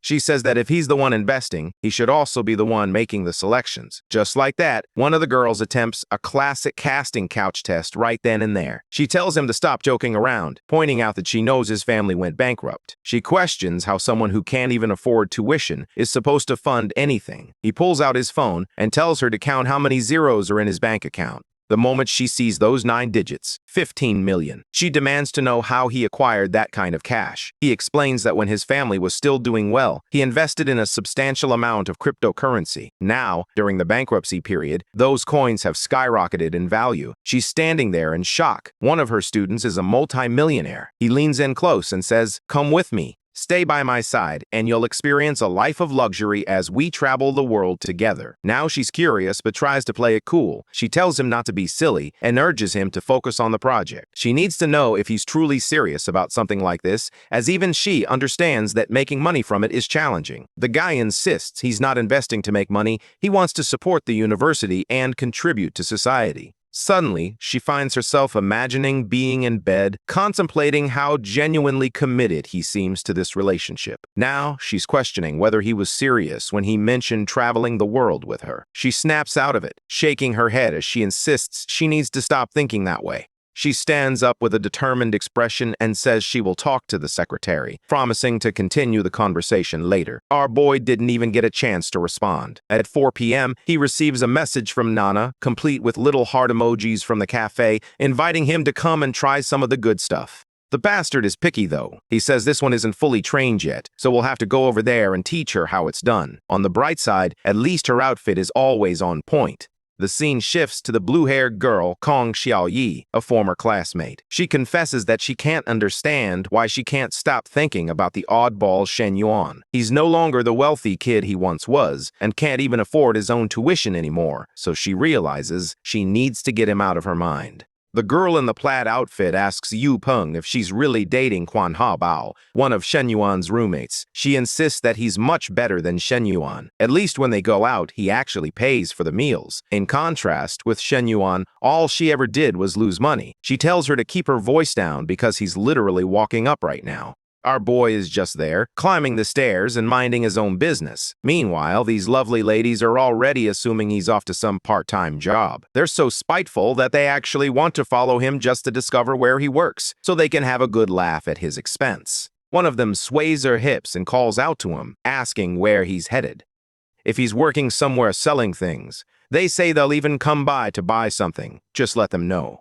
Shen Yuan stands there, confused, wondering what these lunatics are even talking about. But if they want to play this little game, he's ready to have some fun. He tells them he's working at a coffee shop and invites them to tag along, offering to make something for them himself. Cut to the cafe, where Nana and the brass strap queen, now finally remembered as Meng Lu, are chatting. The mean girls arrive, already starstruck by the other women, exclaiming, "Damn, who are these long-legged beauties?" The two ladies lean in as Shen Yuan approaches, expressing how much he missed them and that he's finally back. Meng Lu, clearly feeling jealous, asks if those 3 high school girls were what he needed to take care of. Our boy claims he found them on the street and just wanted to treat them to a cup of coffee. The other 2 girls glance around, clearly rattled. They are stunned to hear the women referring to Shen Yuan as their boss. That just doesn't add up. They assume he was merely a random employee at the establishment, unaware that he actually owned the entire place. Xiao Yi, known for her big heart, pulls her friend aside and insists that they should leave. There's no point in getting tangled up in this mess. Sure enough, Yu Peng storms off, declaring that Shen Yuan brought them there just to humiliate them. Meng Lu, known as the brace-strap queen, calls over to our boy and asks why the girls just ran off. He replies that they were likely intimidated by the 2 goddesses sitting in front of him. Meng Lu quickly starts revealing her bra strap again, playfully warning him to stop with the compliments, or she might not be able to control herself. Meanwhile, our guy remains unfazed and simply accepts a coffee from Nana. She claims she didn't sweeten it much, but the King of Charm insists that if it was made by her, it's guaranteed to taste good. Meng Lu watches, puzzled by why this guy keeps dropping romantic one-liners out of nowhere. Even so, she can't help it. She says that when he does that and they have money, it's amazing. Out of the blue, she asks him how tall he is and how much he weighs. He replies that he is 1.82 meters tall and, unfortunately, weighs only 72 kilos since he recently lost some weight. She asks why, and he responds, He mentions that he's been burning a lot of energy between the sheets lately. Nana feels flustered, questioning why he makes comments like that. Surprisingly, Menglu couldn't care less. She claims she completely understands. She then pulls out her phone and states that, based on her calculations, he needs to gain at least another 10 kilos of muscle. 10 kilos, that's no small amount. He responds, suggesting that she clearly just wants him to join her gym. She confirms that's exactly what she meant. They continue their conversation, and after a little while, she mentions that she has to leave. Naturally, she departs, tossing her skirt and winking at our guy. He's standing there, stunned by her boldness in pulling that stunt right in front of her own friend. Eventually, karma will catch up with her.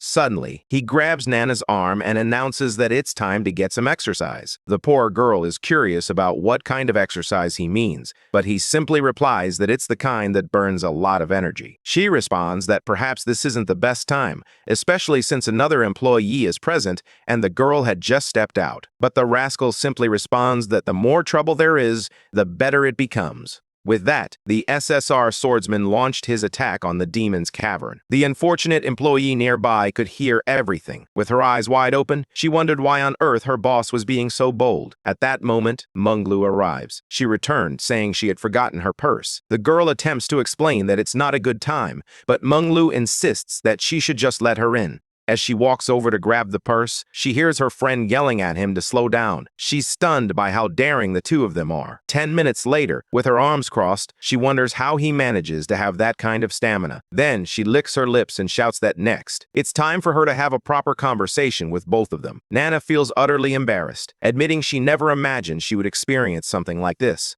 Meanwhile, Shen Yuan wonders if the cursed pay-per-view girl really stayed there eavesdropping for the entire 10 minutes. The scene shifts to Secretary Liu, who inquires about the situation involving the student Shen Yuan and his desire to invest in a startup project. Li Xiao insists she's telling the truth, while the man questions whether the child truly has enough money. She admits that she didn't believe it at first either, but he showed her a bank account with over $10 million. The man is feeling a bit shaken and wants to know if Shen Yuan can actually spend the money. He wonders if it might belong to Shen Yuan's parents or something similar. She responds that it appears to be entirely his, free for him to use as he wishes. The director then instructs her to fully cooperate with him. It would be beneficial for Shen Yuan to visit him at the office, as he wants to speak with him face-to-face. Li Xiao reminds the director to be a bit more polite, noting that the boy is no longer just a student. He is also an investor. He reassures her not to worry and to follow his instructions. However, privately, he believes they can't allow this kid to run wild. He needs to be kept humble. In the midst of the SSR swordsman's battle, Shen Yuan receives a call from his teacher. As soon as she mentions that the director is demanding a meeting, it's clear he's not thrilled. He's investing his own money, so why are they trying to boss him around? He instructs her to put the call on speaker and asks if the director can hear him. Unfortunately, he states that he is a busy man with multiple projects underway and that his time is valuable. However, if the director wishes to speak with him, he can obtain his number from Ms. Xiaoho and send a message. Just like that, he hangs up, leaving the director speechless. Xiaoho is turning red, shocked that he actually said something like that directly to the director. Naturally, the man is displeased and states that he doesn't want this filth on him any longer. Unfortunately, the cursed project is urgent, and they require results quickly. He tells Xiao it's fine to invite the kid to dinner because they need his money. When she informs Shen Yuan, he quickly realizes that their tune has changed dramatically. This indicates that they must be desperate for his investment, giving him the upper hand in the deal. Finally, the battle concludes, and Nana stands up, stating that since he has dinner plans, he intends to make the most of the rest of the day. The rascal thinks to himself that she is truly an amazing woman, always so considerate. He receives a call inviting him to take a walk at the school's athletic field. He says that doesn't sound very exciting. He'd prefer to go out and enjoy something cold to drink. He talks with Manhwa, and she mentions that she's not feeling very well. However, if he truly wants to, it's not impossible. Our guy is a true gentleman. He prioritizes her health, saying it comes first. He offers to pick her up at the dorm so they can walk together. When he arrives, she throws herself into his arms. He tells her that she needs to be more careful and take better care of herself. She gives him a gentle kiss on the cheek and tells him he's so kind. But then, out of nowhere, the killer question lands. She wants to understand the exact nature of their relationship. She's convinced they've already experienced everything a couple is supposed to do, right? Shen Yun recognizes that this is a dangerously loaded question. However, with the mood elevated, he doesn't want to spoil the moment. So, playing along, he responds that, of course, they are a couple. She asks if that's really true, and he pulls her into a hug, replying, obviously, yes. She then asks if that means she's officially his girlfriend. He sidesteps the question, all the while imagining he'll have a girlfriend, a darling, a beloved, a sweetheart, a babe, just piling on the titles. She beams with excitement and replies that if that's the case, he's in for a big reward. He urges her to stop thinking that way and instead asks if she would prefer a car or a house to celebrate the beginning of their relationship. She laughs as if it's all too much. What she truly wants are just a few makeup items and a couple of handbags. He playfully teases her, mentioning that she already has plenty of those. Since she spends more time at school than out and about, a car wouldn't be very practical. Given that, they might as well go look at some houses. She embraces him tightly and says she doesn't care about anything else. She just wants to stay close to him. The next day, he receives a message from Menglu asking if the skinny guy is ready. The rascal jumps on video and quips, "Since when am I skinny?" And that camera angle was awful. But that troublemaker throws it back at him, asking what he thinks of the angle. Wearing her workout outfit, she expresses that she will soon be part of the family.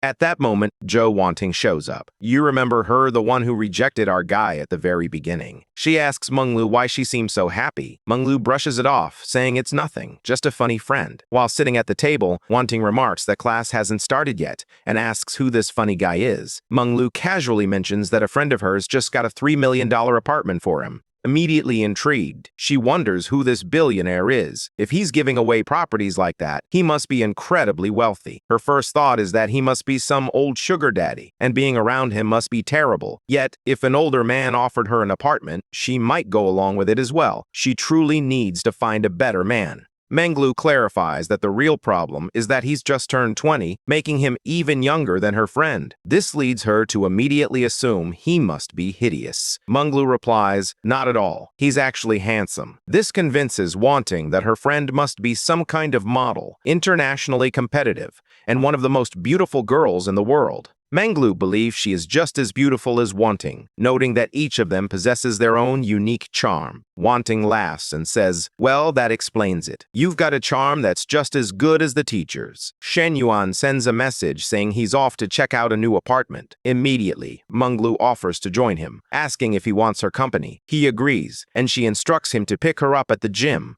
Meanwhile, she smiles widely as she stares at her phone. Noticing the excitement, Menglu explains that, unfortunately, class will have to wait because the guy they were just discussing has invited her to check out the new place with him. In that moment, Wanting realizes that Menglu is about to steal the boyfriend her friend just landed. However, based on what she has heard so far, she knows she would likely do the exact same thing.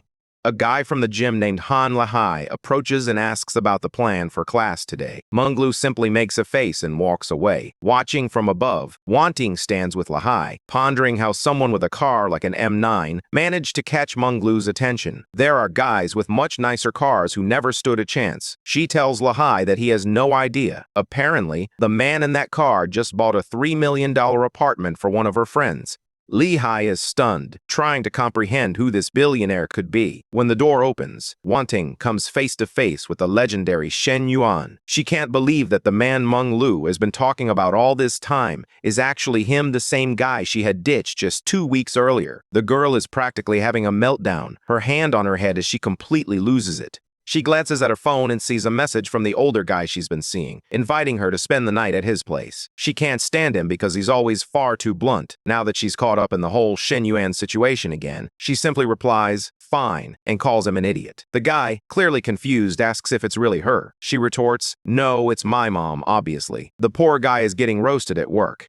Now she's blushing deeply. You can guess what's going through her mind, can't you? She wonders if there's any chance of getting Shen Yuan back. The issue is that his coach is now involved in the game, and she appears to have some serious support. Would it be too much for her to try to join that family? Meanwhile, in the car, she is clearly trying to plant some provocative ideas in his mind. He responds by saying that a trip through the forest would actually be quite nice. The poor girl realizes he didn't quite understand her feelings. He picks up the hint and admits that he doesn't really know how to play along. He asks if she's trying to play tennis or something similar. She laughs, likely intending it as a euphemism or innuendo, but it's a bit hard to decipher. Balls, rackets, nets, who knows? 30 minutes later, they arrive at their destination. He approaches the reception and informs the woman that Shen Yuan is there to pick up the property. She asks if he would like to check out the house before signing. He simply tells her, "Nah, give me the contract. We'll check out the place later." Once everything is signed, the saleswoman sits in the back seat of the car, gazing at the woman beside her.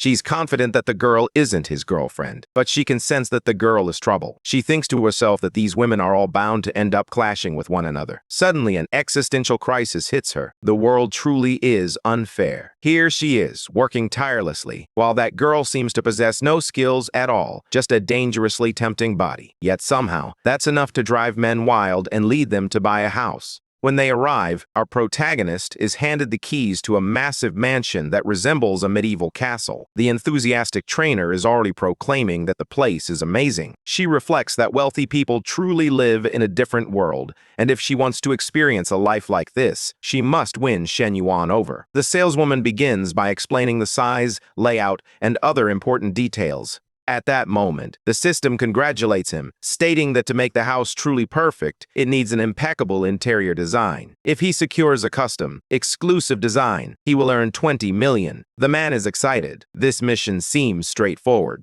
He asks the woman if she knows any good design companies, then grabs the contact information and mentions that he's heading out. There's little reason to stay when the place isn't even fully furnished yet. Meanwhile, Meng was inquiring if she could take some pictures for social media. He agrees, as long as his face remains hidden. She assures him she would never post it. If she did, it would only attract a swarm of eager admirers vying for his attention. Back in the car, he laughs and asks how many followers she has. She replies that she has 50,000. He asks if they are mostly foreigners, and she replies that it's mostly local people who know her from around town. She then needs to be dropped off back at the gym. He tells her they are heading out to play basketball now. And there it is. This guy stole my metaphor trick to discuss scoring. She insists there's no way, but he reminds her that he left her friend sore yesterday. He accelerates and tells her she shouldn't even mention what happened yesterday, especially after she spent 10 whole minutes eavesdropping. Now it's time to face the consequences. Even so, she insists she's not in the mood. However, it's clear that this cunning girl is saying no just to play hard to get. She understands that if she makes it too easy, I'll start to see her as cheap. The longer she drags it out, the more likely she is to win him over. In her mind, she envisions reeling him in, setting a new trap each day, keeping him hooked, and always wanting more. She steps out of the car, thanks him, and tells him he can come train whenever he wants. He replies that maybe, but if he does come back, it will be to play basketball. She walks into the gym, full of energy and determination. She smiles, only to bump right into the manager, Gong Mingbo. He asks what she's been up to, mentioning that he heard she skipped a class today, which is clearly a breach of contract.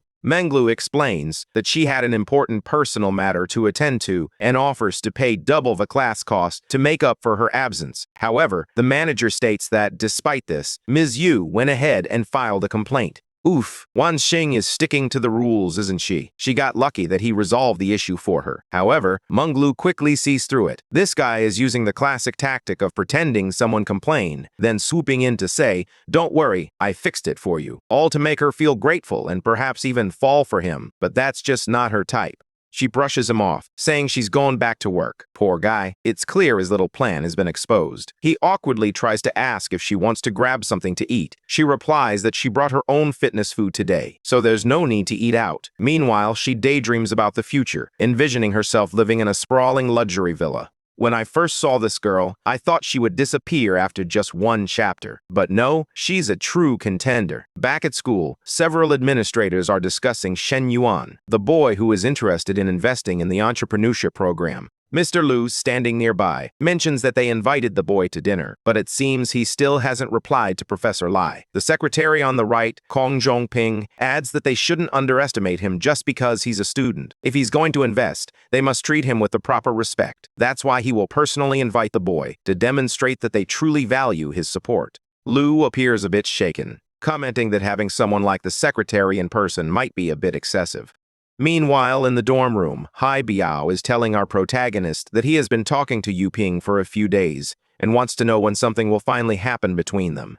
His texts go like this: Good morning, want breakfast? No. It's raining, need an umbrella? No. Want help this weekend? No. Want to go to the mountains? Also no. Shen Yuan takes note. This poor guy hasn't made any progress in 3 years. The guy defends himself, claiming that at least this one replies. The other girl he was talking to didn't even read his messages, so technically he's doing well. Shen Yuan thinks there's no hope for this guy. What can he even say to someone who gets excited over that? So, he suggests that he go ask their friend Kai for help. But then the guy says, KO, that dude's a hopeless virgin too. He won't help at all. The poor guy at the PC responds, why am I catching strays out of nowhere? He turns to Shen Yuan and says, look, she's been responding a lot lately, and she agreed to go out with me. What do you think? Shen Yuan replies, good luck. It sounds like you're on the right track. Huang lights up. If Shen Yuan approves, then it's a done deal. Right at that moment, there's a knock at the door. When they open it, it's the school directors and their live shows. Everyone is eager to know, where is Shen Yuan?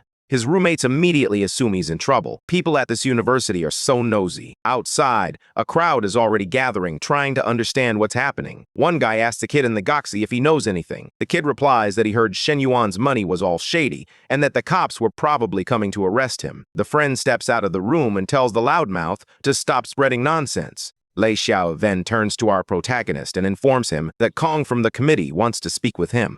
Shen Yuan greets him politely, and the older man introduces himself, inquiring if he is available for dinner tonight. Noticing that the man traveled all the way to meet him in person, our protagonist agrees. The man expresses his gratitude and mentions that they will have a great opportunity to discuss the entrepreneurship project in detail.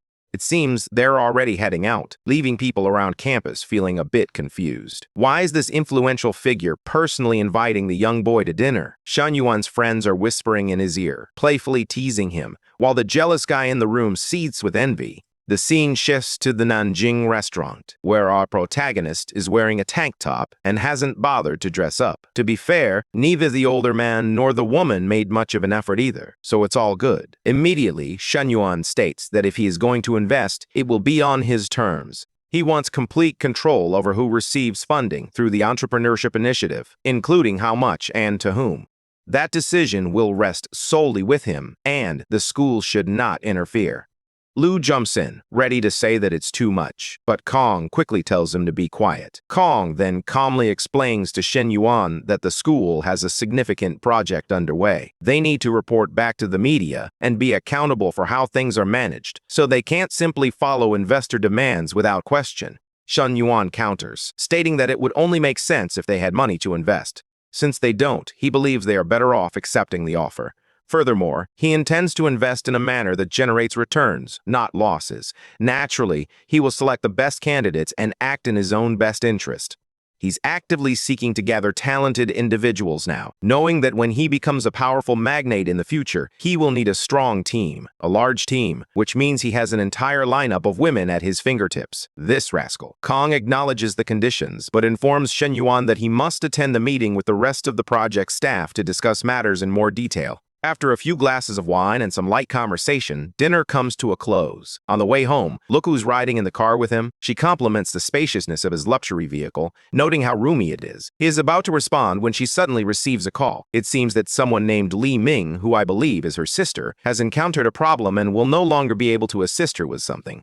As Xiao Wu says, it's fine, and hangs up, it becomes clear that she's moving out. Xiao Wu asks her why, and she explains that the lease on the apartment she shares with her sister has expired. The landlord doesn't want to renew it, so now they have to find a new place to live. Immediately, he offers to help with the move, suggesting she use his car since it's spacious. However, she declines, insisting it wouldn't be right. She feels she's already asked too much of him, and on top of that, his car is brand new. He simply states that cars are meant to be used, and besides, you're a teacher while I'm just a student trying to be supportive. She reluctantly gives in, realizing he's not going to accept no for an answer. Now she's starting to blush. She even admits that, aside from the fact that he's a student, he is genuinely attractive. Then she remembers the handbag he gave her. Now, considering his financial situation clearly isn't bad anymore, perhaps it was the real deal after all. She asks if he remembers the bag he gave her, and he replies that he does. Why? He inquires. She begins to speak, but he interrupts, insisting it was real. He already anticipated her doubts. He's no longer just a struggling student. Giving a gift to someone who has helped him is not wrong. He simply offered something to someone he respects, and that's all there is to it. Now she's in full tomato mode, completely red, convinced that none of this is appropriate. She begins to say something, but he interrupts her, telling her to just drive. He insists that she shouldn't try to return it. He's not taking it back. Later in the car, she asks if he's planning to sleep at home tonight. He replies no, explaining that he doesn't have a place nearby, so he decides to head to the dorms. She hands him the car keys and tells him to just bring it back tomorrow. It's totally fine. And wow, she looks stunning in that photo. The rascal expresses his gratitude and plants a quick kiss on her cheek. She realizes he's becoming bolder. The last time he was at her place, he suddenly leaned in unexpectedly. Then, when he was by the bookshelf, it happened again. And now this? She runs off, shouting that he is the worst student ever. At that moment, Nana sends him a message saying that it seems one of the cafe workers left something behind and needs to get in, but she is too far away to help. Wait, actually, it wasn't her. It was that other woman who hangs around there, the tall one with the eye-catching skirt. She approaches and apologizes, saying she accidentally left some toys at the cafe. Toys? What kind of toys, girl? Our boy steps in and assures her that he'll open it for her without any trouble. She walks in and begins looking around, commenting that it's something for her kids. Understood. Our guy stands there, casually observing all the high-quality assets in the room. He asks how old her child is, and she replies that the child is 3.5. He seems like a real handful, but he notices her grabbing a bottle of wine. Now, her entire story isn't quite adding up. She turns back around and says she has everything. He asks why she's looking around like that. Oh, right, he bought the cafe from her. Being there again fills her with nostalgia. Our boy quickly senses that something is wrong. Whatever is happening in her life, it's clearly not good. She even goes all the way back just to grab a bottle of wine. Something is definitely off. So, he tells her that if she ever wants to come by and visit, she's more than welcome. She replies that she'd prefer not to stop by too often. That's when he invites her to have a drink, assuming she was already planning to drink alone. Without hesitation, she asks if he's sure, and he simply replies, yeah. As he pours the wine, he asks if it's a family issue and why she seems so down. She replies that he noticed pretty quickly and wonders how he always picks up on everything. He tells her that he knows her husband, Mr. Jung Shenyang, who works at the car dealership. He heard that he was previously married.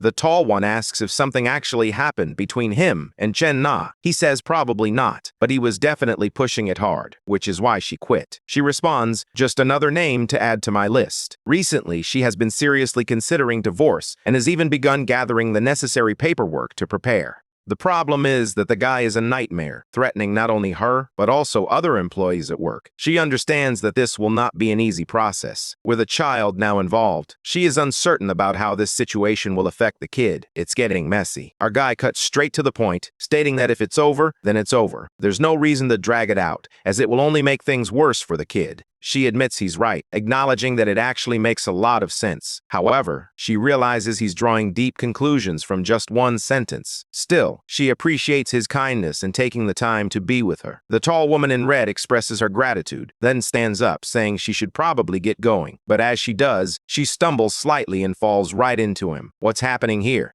She offers a quick apology and leans in to say goodbye. He runs off, leaving our guy standing there completely confused. Outside, she thinks to herself that she must be going crazy. After having some wine, she completely lost control. For all these years, she has behaved properly, and now, out of nowhere, she's acting like this. He calls Nana and explains that after helping a friend, he ended up too far from home and will need to stay at her place tonight. Nana offers to book him a place to stay, but he insists, nope, I'm going to your place. It's better that way. He reassures her that there's no need to spend money on accommodations and that she doesn't have to worry. He's just coming over for a little hug, but when he arrives, just look at how she greets him. Our boy is already stumbling a bit, clearly tipsy, and tells her he just came from a dinner with some people from the school. She tells him to sit down and relax for a bit while she makes him some tea. He has already stepped in for a hug and reassures her that there's no need to worry. She wants to know what that's about, and he replies that it's just a quick hug. She remembers the first time he said it was just water. The next time, it was all about exercise. Now it's this hub situation. The guy always seems to have some sort of excuse, but it looks like tonight he won't be scoring. She's already set up the bed with some space between them, lies down and turns her back. Staring at her, he wonders why. He believed she had accepted him deep down, but this guy is smooth.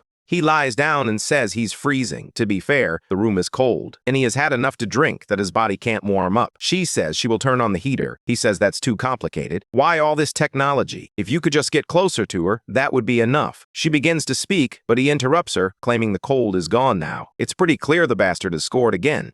The next morning, she wakes up and mentions that she washed his clothes before heading out to work. At the same time, he wakes up to her message and a flurry of calls from none other than Menglu, who is eager to find out where her skinny guy is at the gym. Even he's getting annoyed with himself now. He thinks, this girl is friends with Nana. He can't even start his day seeing things like this. Then the girl appears, holding 2 basketballs, and asks why his phone is so far away. He opens his eyes slowly as she asks, "What? Are you afraid I'm going to eat you or something?" His phone keeps ringing, and now he's receiving a call from Xiao. When he mentions that he has something to deal with, Menglu playfully waves and says she'll hang up. Once he answers, Xiao informs him that his project has been approved. He informs her that all students involved will need to submit a photo along with their height and weight. She asks him why this is necessary. He believes that an entrepreneur must maintain good physical condition and appearance, as this is the only way to assess their discipline and self-care. She finds it a bit strange, but since he is the one making the request, they decide to go along with it. It appears everything is already arranged for him to meet the first group of students shortly. He says that's fine. She then mentions that she and her sister are moving tomorrow and asks if he will be free. He agrees, and half an hour later, he's on his way out for breakfast. But then, he receives another call from Menglu. This girl just won't leave him alone. As soon as he picks up, she says, "You said you were going out, but you're still home." He replies that he's busy, explaining he needs to review some villa designs and company matters. She playfully asks if he's looking for a little trouble to keep by his side. He laughs, recognizing that she understands he is the real issue. Since she offers him genuine emotional support, he tells her that if she wants to stay, that's perfectly fine. She sends a high-resolution selfie and tells him she's waiting at the gym. Sometime later, our boy stands there waiting for her, and then we see that classic moment. Man was seen. An older man pulls up, boasting about his car's quality while claiming his is even better. He tells Shen Yuan that if he wants to attract quality women, he might need a better vehicle, but for a student, he supposes it's not too bad. Shen Yuan simply expresses his gratitude. Then the tall one arrives. Menglu makes her entrance. The wealthy man remarks that Menglu has finally arrived and inquires about what she would like to eat today. She thanks Mr. Phineas, that's actually his name, and explains that, unfortunately, she has already made other plans and sent him a message. The guy offers to tag along, but Shen Yuan interrupts and says, "I'm afraid my car is far too modest to accommodate someone as wealthy as you." She walks in, waves goodbye to the guy, and tells Shen Yuan to hurry up and follow her. Now the guy is sulking, wondering why she accepted a ride from that guy. Sure, he's wealthy, but most of his money comes from his parents. That's precisely why she prefers Shen Yuan. In the car, she begins explaining to our boy that Mr. Fan is incredibly wealthy, having received a $2 million car from his parents, and goes on with her chatter. Shen Yuan simply looks at her and replies, "Okay, and why are you telling me this?" She feels a bit awkward as she asks why he's being so cold today, since he's usually not like this. He asks, "What exactly did you expect me to say?" She turns away, now even more annoyed. Our boy knows exactly what's going on. This girl invited another guy just to stir the pot and create a little competition, hoping he would notice that other men were interested in her too. However, he's not falling for that game. He even mentions that if she wants him to be more active, he could really use some exercise. She becomes angry, shakes him, and accuses him of being a perv. He replies, "What? A little basketball never hurt anyone." She snaps back, saying that right after she left the cafe the other day, he ran straight upstairs. So she already knows exactly what kind of life she has ahead of her. She then shifts the subject, wondering why her life is always so peaceful, noting how she always has time to follow him around. She answers her own question, realizing that she isn't truly free. She's simply choosing to set aside other things to be with him. He apologizes, but she replies that she won't accept it unless it includes dinner at a really nice restaurant. Now, he's taking it a step further, claiming he has something she will truly enjoy. Thank goodness the scene shifts. Now, he's speaking with the representatives from the furniture company. The woman begins presenting a series of slides, showcasing various European styles, modern designs, and a wide array of other styles. Menglu comments that everything looks quite good and asks how much he plans to spend. Feigning ignorance, he replies, "Not much this time, just about 20 million. The girl flinches as if she has been shocked, her eyes wide with surprise. Here comes the queen, showcasing her brass strap while also claiming the title of Queen of the Skirt, lifting and dropping both with flair. What a force to be reckoned with. For him to be spending that much, he must have at least 100 million to his name. Shen Yuan stands up and says to go with a classic Chinese style. That's all. The woman thanks him and mentions that Mr. Huang would like to meet him and wants to be friends. However, our guy mentions that the contract isn't finalized yet, so it might be a bit early for dinner. She apologizes and explains that the boss just wants to be friendly, but he is already saying goodbye. Even so, she stands there looking smitten. After all, 20 million is enough to fund the entire company. However, when she steps into the next room, she mentions that Mr. Chen has agreed to join her for dinner later. Baldy, Mr. Huang Renmin, emphasizes the importance of building a good relationship with this kid. He inquires whether Shen Yuan will be going alone, but she didn't seem like a wife. The man insists that it doesn't matter if she's a girlfriend or not. He just wants the legendary Sui Sui to keep him company. Back in the car, the girl complains that the AC is too warm, but he insists he feels perfectly fine. She asks what he plans to do afterward, and he replies that it doesn't matter. He's dropping her off at she, however, replies, not today. She's planning to tag along with him, enjoying free meals wherever he goes. Our boy says that if she's going to follow him all day, then she has to stay for the night as well. Now she's overwhelmed with wild thoughts, but she simply mutters that he's a Despite the situation, she refuses to get out of the car. There's no way she's going back to work. In the next chapter, her friend calls, asking what she's up to. Menglu replies that she's just in the car. The poor girl believes she is in Mr. Fan's car, the one they had left behind. But Menglu, being honest, replies that no, she's in Shen Yuan's car. Immediately, her friend wants to know, wait, did you guys do it? She says no, they didn't do anything. She simply went to review some renovation plans for a house he bought, along with a few furniture designs and similar items. But the moment she mentions how much he spent, her friend is shocked, saying it doesn't make any sense for him to be throwing around that kind of money. The cursed Shun Ai was one lucky girl. She discovered a gold mine, and now her friend is swimming in it as well. She realizes that the two girls who once competed closely with her are now living the good life. Perhaps it's because they are a bit more blessed in the upper department. Later that evening at the Nanjing restaurant, a man greets Mr. Wan, curious about his presence there. Wan, the bald one, responds that he is waiting for a very important VIP client.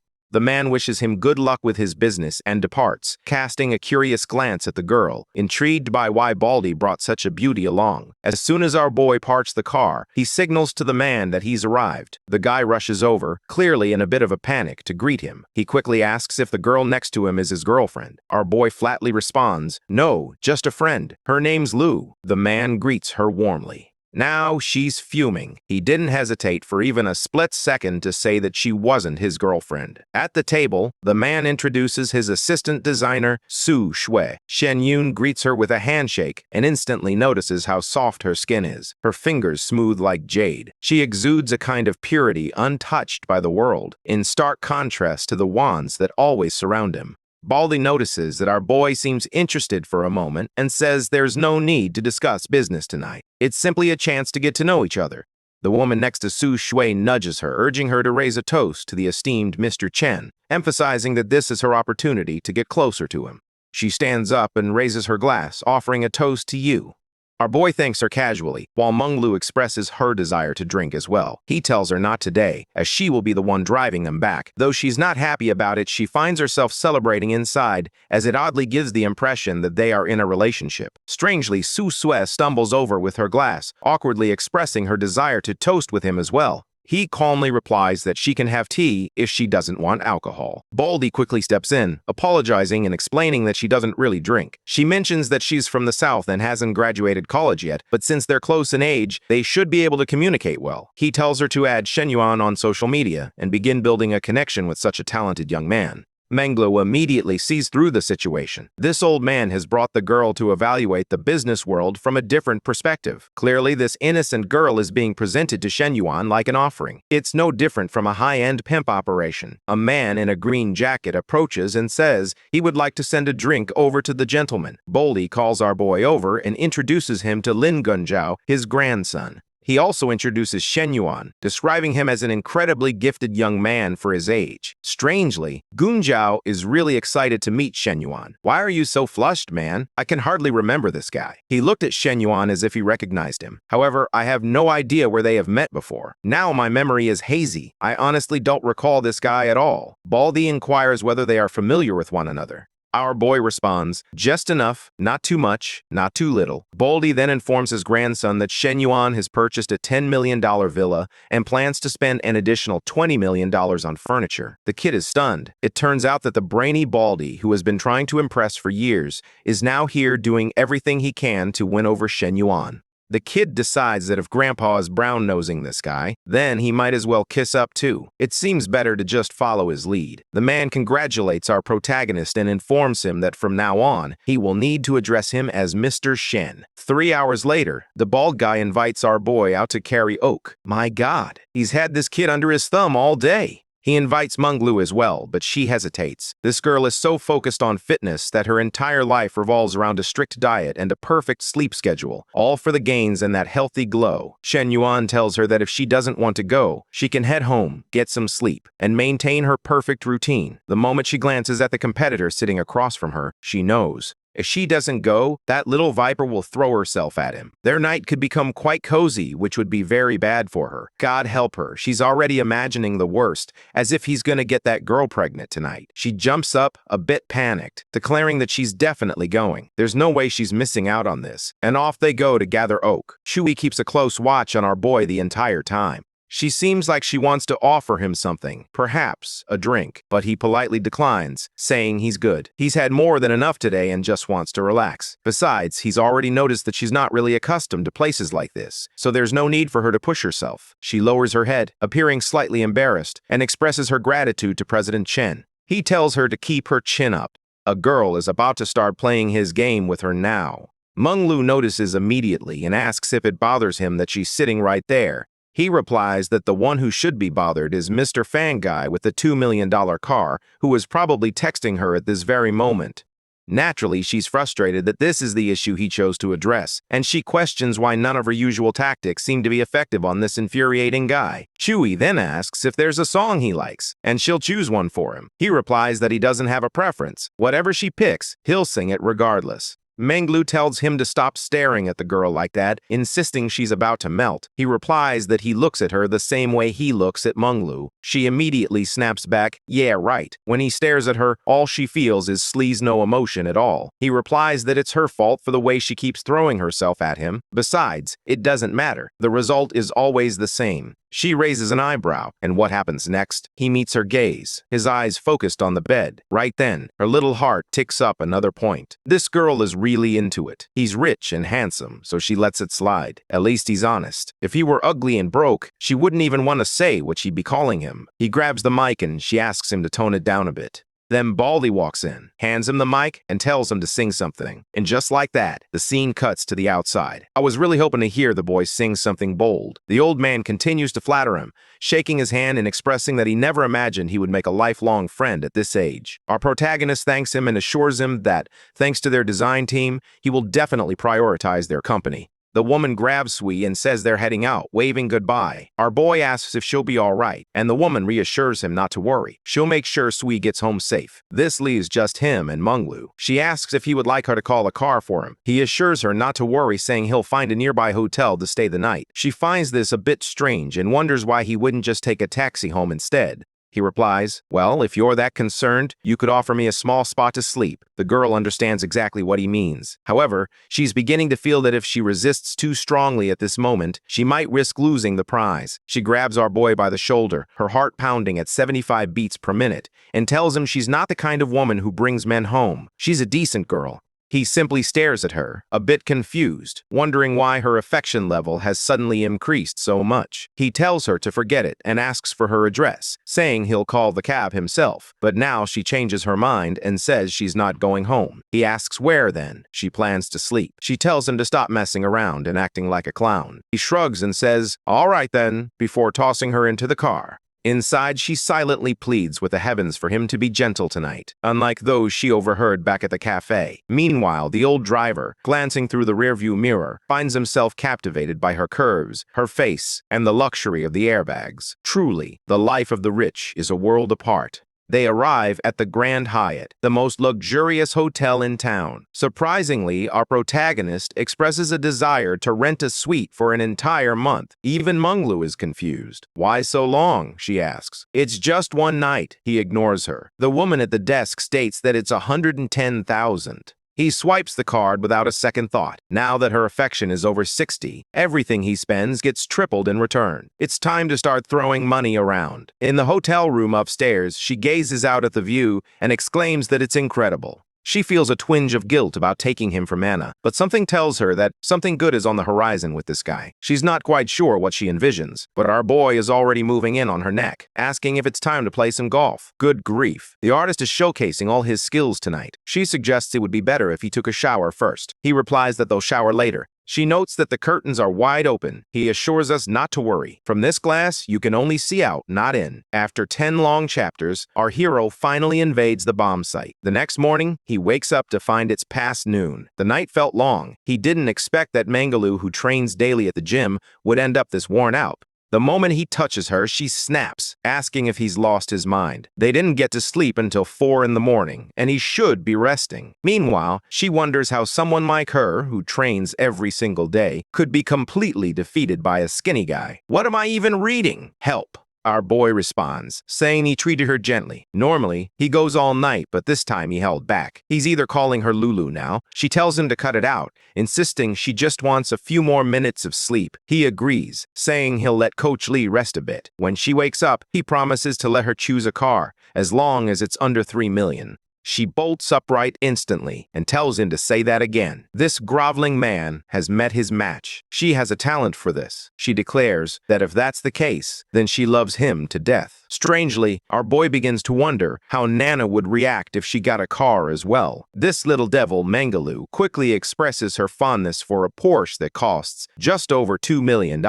When she asks if that's okay, he replies with a yes. Now she's thinking out loud, recalling a conversation with Nana, who mentioned her fondness for Maseratis, though they are quite expensive. Shun Yuan perks up. "Really? Nana wants a Maserati?" Her friend confirms that he is. "Wait, are you planning to buy one for her?" He gets straight to the point, stating clearly that he won't lie, and that he is interested. That's when Mangalu realizes she is still not number one, particularly since a Maserati costs at least $5 million. Next, we see her chatting with a friend on WhatsApp. The friend asks who she spent the night with at the Grand Hyatt. She replies that someone took her there and, oddly, sends the cat emoji with its mouth on a sandwich, the one you're thinking about. The friend asks what she did, and she replies, "Obviously, I did Shen Yuan." My heart softened, and I went with it. Her friend realizes that the events unfolding in Mangalu are dramatic, as if Shen Yuan had pushed her into this situation. But deep down, she knows Mangalu wanted this from the start. Now, as she watches another one of her friends climbing aboard that luxury yacht, she can't help but wonder why she is the unlucky one in the group. Meanwhile, as Shen Yuan gets dressed, he tells her to find the car, send him the details, and he will transfer the money. Their bond has already reached item 16. He looks at it and understands that a 90-point reward is just around the corner. In the car, on speakerphone, Mana shares that she has learned to make some really good coffee and asks when he will come to try it. He makes excuses, claiming he can't come today. However, he soon plans to buy her a car as compensation. She tries to decline,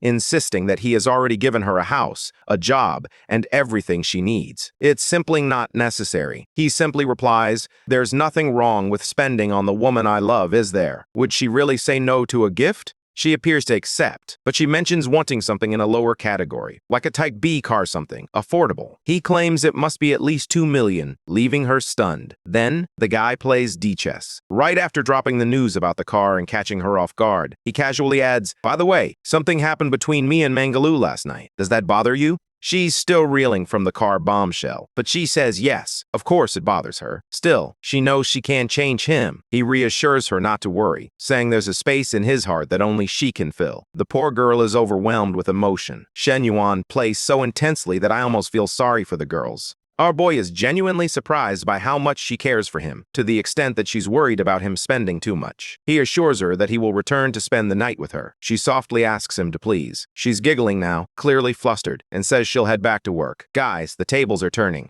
Shen Yuan is finding it difficult to maintain his scumbag persona. He tells himself that being a jerk is much harder than it appears. Just as he thinks this, who should show up but someone unexpected? Advisor Lai Xiao is carrying a stack of boxes. Naturally, our boy rushes over to lend a hand. The first box he picks up, it's filled with bras, seemingly made of paper. Those things just flew out as if they had wings. Nama's mind has taken flight as well. He's standing there thinking to himself, if this were real, oh man. She tells him to stop staring and begins to help gather the items scattered on the ground. Her sister loads up the car, remarking that one trip won't be enough. He'll need to make a few runs. Lai Xiao provides him with the address, and as they travel, she apologizes for her sister. She admits to being a bit rude and that she doesn't seem to like him. He reassures her not to worry. Honestly, she appeared less cold than the last time they met. Lai Xiao then provides an explanation. Her sister had been in a long-distance relationship for years. But one Christmas, she made a surprise visit and caught him cheating. Since then, she has given up on men completely. Shen Yuan declares that guy is absolute trash. What kind of man behaves like that? Right then, Lai Xiao asks what kind of man he is. Strangely, he responds, I'm a pure man from the Great Lands. What? Why did he say that? No idea. Even weirder, she reacts with, oh, okay, cool. He asks her what she thinks of him.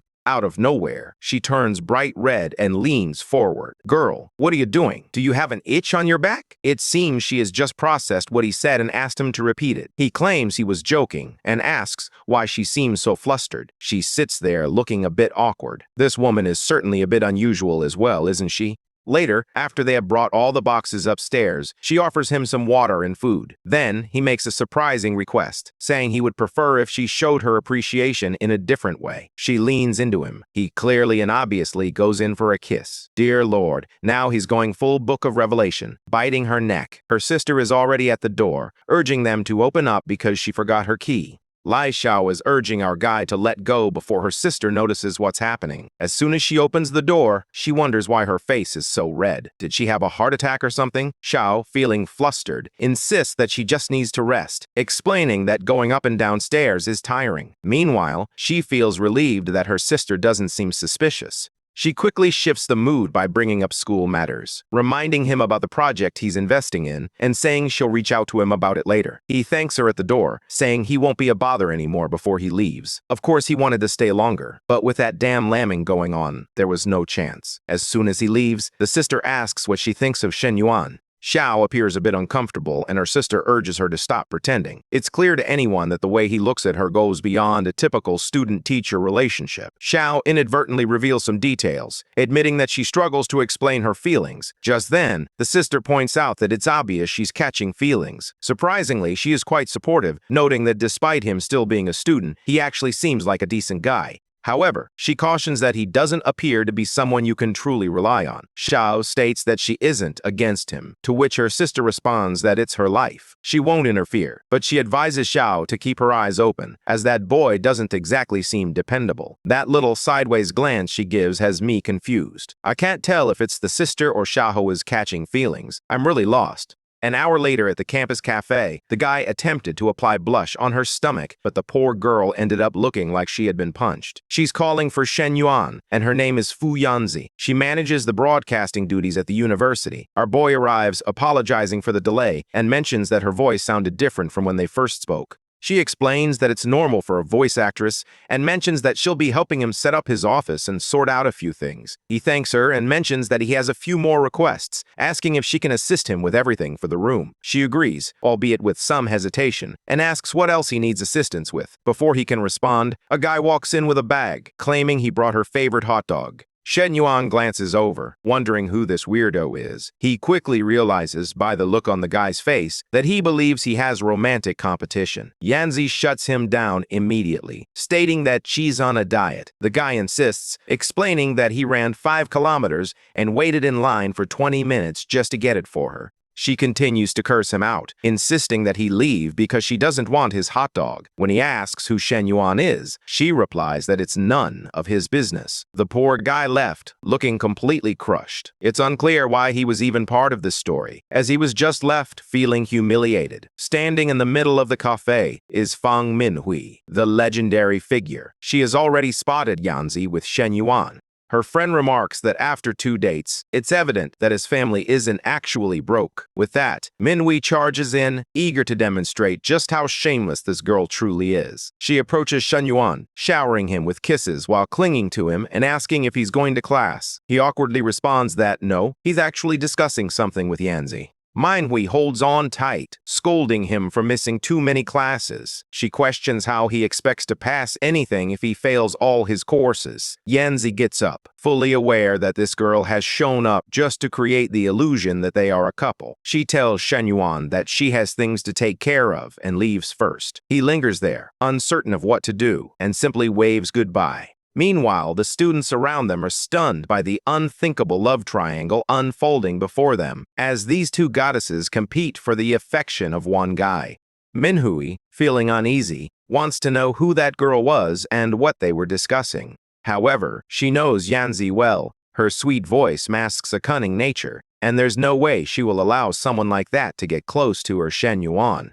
He reassures her not to worry, explaining that they were simply discussing the entrepreneurship initiative the school is launching with him. However, in his mind, he can't help but think that Huanwei is unfortunately far too possessive. How could she possibly keep up with his lifestyle? He tells her he missed her, especially since it has been 2 days since they last saw each other. Unfortunately, she has class now. She leans in and whispers something in his ear. He walks away with a flirty goodbye, leaving him to think that this girl really is a sweet little menace. He receives a call from the Queen of Gold Diggers, Menglu the Bold, who informs him that she has already chosen the car he promised her. It costs a mere 2.5 million. And on top of that, she wants to know if they're going to the hotel tonight, as she has already picked out 2 different outfits. He asks her what kind of outfit she has in mind, but she simply replies that he'll find out later. However, Shen Yuan had already made plans with Nana for tonight, and Huanwei had also invited him out. Now the guy is torn between all these choices. It's a tough situation, isn't it? Meanwhile, back at Lai Shu's place, her sister suggests making dinner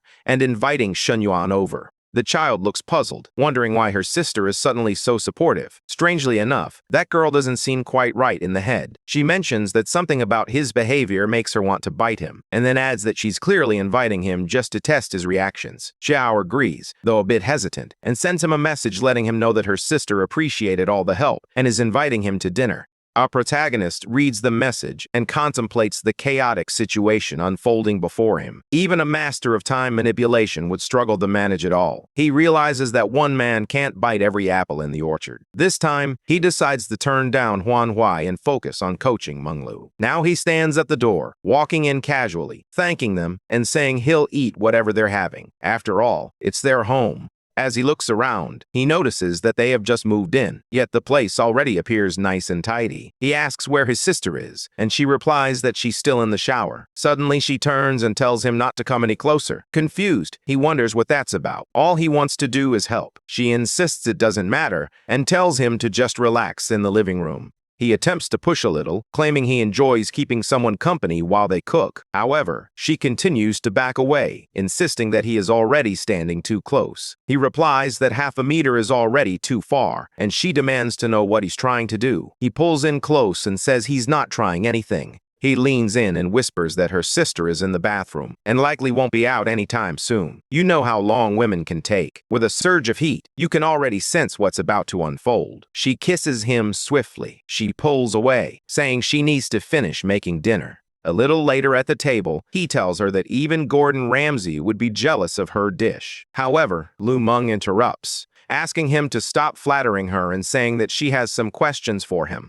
The sister asks how many girlfriends he has had, and he replies with just 2. Why? Oh wait, she was asking how many he used to have, not how many he's dating now. I almost thought Doom was being overly bold. He gives that answer because as far as the public knows, he's only had a high school sweetheart and his ex-wife, the one who left him. Meng comments that honestly that's already quite a few, especially considering her sister has never been with anyone. She worries he might take advantage of her. Our guy feels a bit disappointed that she thinks two is already too many. She begins to grill him with questions. Does he have any sisters? Where are his parents? She asks all sorts of things. 10 minutes later, he feels drained from answering so many questions. At least he's now convinced that if she's asking all of this, she must have discussed it with her sister, and they've reached some kind of understanding. Although it may have felt like an interrogation, it was actually a positive indication that Meng was heading in the right direction. He lightly taps her shin with his foot, and she instantly has a mini meltdown. She wondered what would happen if her sister walked in and saw something like that. She gets up and says she has dishes to wash and things to take care of. Lai Meng notices that something is off. She knows her sister likes Shen Yuan, so why is she acting so stiff and quiet? She asks him if he wants to stay a bit longer. He stands up and says no, stating he has other things to do. The truth is, if nothing is happening on this battlefield, it's time to move on to the next mission. 10 minutes after he leaves, Lai Meng wonders why her sister didn't ask him anything or confront him. Like Xiao, still reflecting on the past.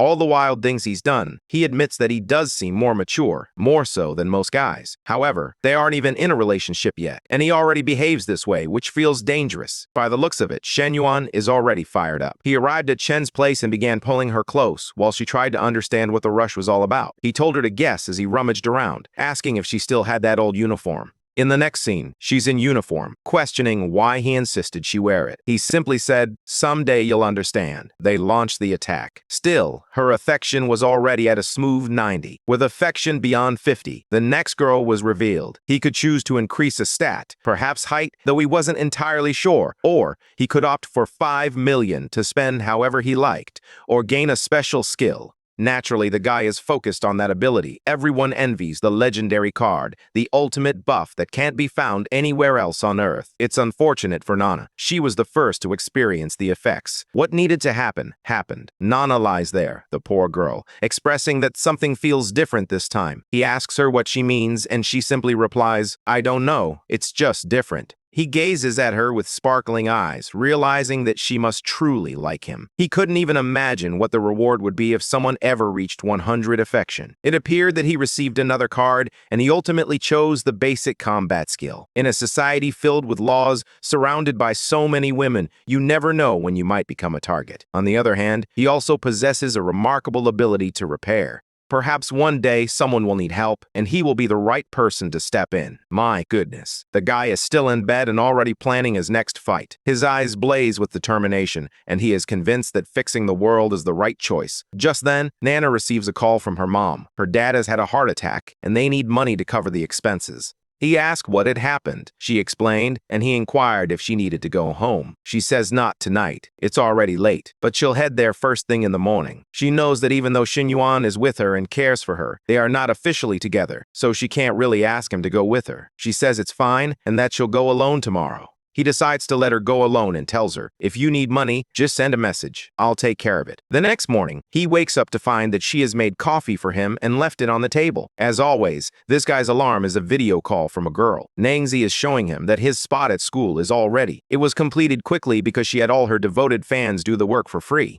As soon as one of them finished, he asked if she needed anything else, and she simply told him to get lost. He tried to insist, saying he wanted to help the student council more, but she simply told him to keep walking. The poor guy was left there in tears. He has been trying for 3 years, but then, out of nowhere, Shen Yuan appears, and she suddenly becomes distant. The truth is, she's developing feelings for him because she realizes that the little setup at the school is essentially a money pit. If Shen Yuan invested 10 million into that place, it clearly shows he doesn't care about money. My God. She's already envisioning herself as his secretary, with his hands all over her thighs. There are no ordinary women in this story, seriously. But yes, she's thinking exactly that. Even if she can't be a girlfriend, she could still be a great secretary. All she needs to do is prove her skills. Alright then, if you say so. Nana arrives at her parents' place and asks where her dad is. She learns that he is in the hospital, leaving her confused about why they are at a restaurant. Her mom calls her inside, revealing that it was all a setup. She insists they didn't mean to trick her, but at 27 years old and still single,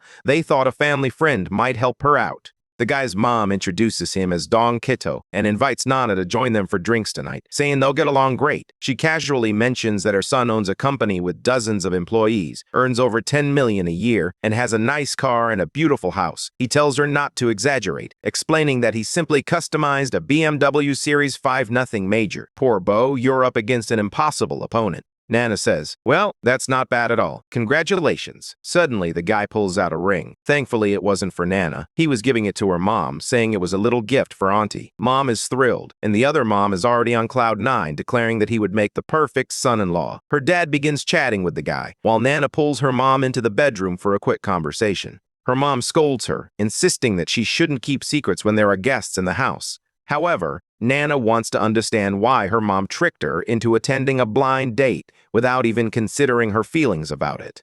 Her mom tells her that she needs to think things through. Sarah's friend is younger and already has 2 kids. Since when did having children become the sole benchmark for a woman's success? That's not just old-fashioned, it's downright sexist. Honestly, it's her mom who's the real issue here. Nana is so exhausted that she doesn't even bother to argue. There's just no point. She messages Shen Yuan, sharing everything, and he immediately replies that he's on his way. Startled, she wonders why he's suddenly on his way. What could he be planning? She turns to her mom, cheerful, and says a friend is coming over. Her mom asks if it's a guy or a girl, but Nana simply replies that she'll find out when they arrive. They continue sipping their drinks. A few more minutes pass, and suddenly, a guest arrives. Loaded down with bags, our boy walks in and introduces himself as her boyfriend. You could call him the legend, Shen Yuan, and yes, he brought gifts. Meanwhile, the other guy stands there holding a wine glass that looks more like a baby's toy. Seriously, it resembles a bottle cap. The parents, particularly her bowling ball-headed dad, are completely bewildered. Who is this madman claiming to be her boyfriend when they've never heard a word about it? Shen Yuan brushes it off and gestures toward the mountain of presents, stating that there's no need for all these formalities. From now on, they are all family. Meanwhile, the parents are seeing gold reflected in their eyes. They ask how much all of this costs, and he simply replies, oh, nothing big.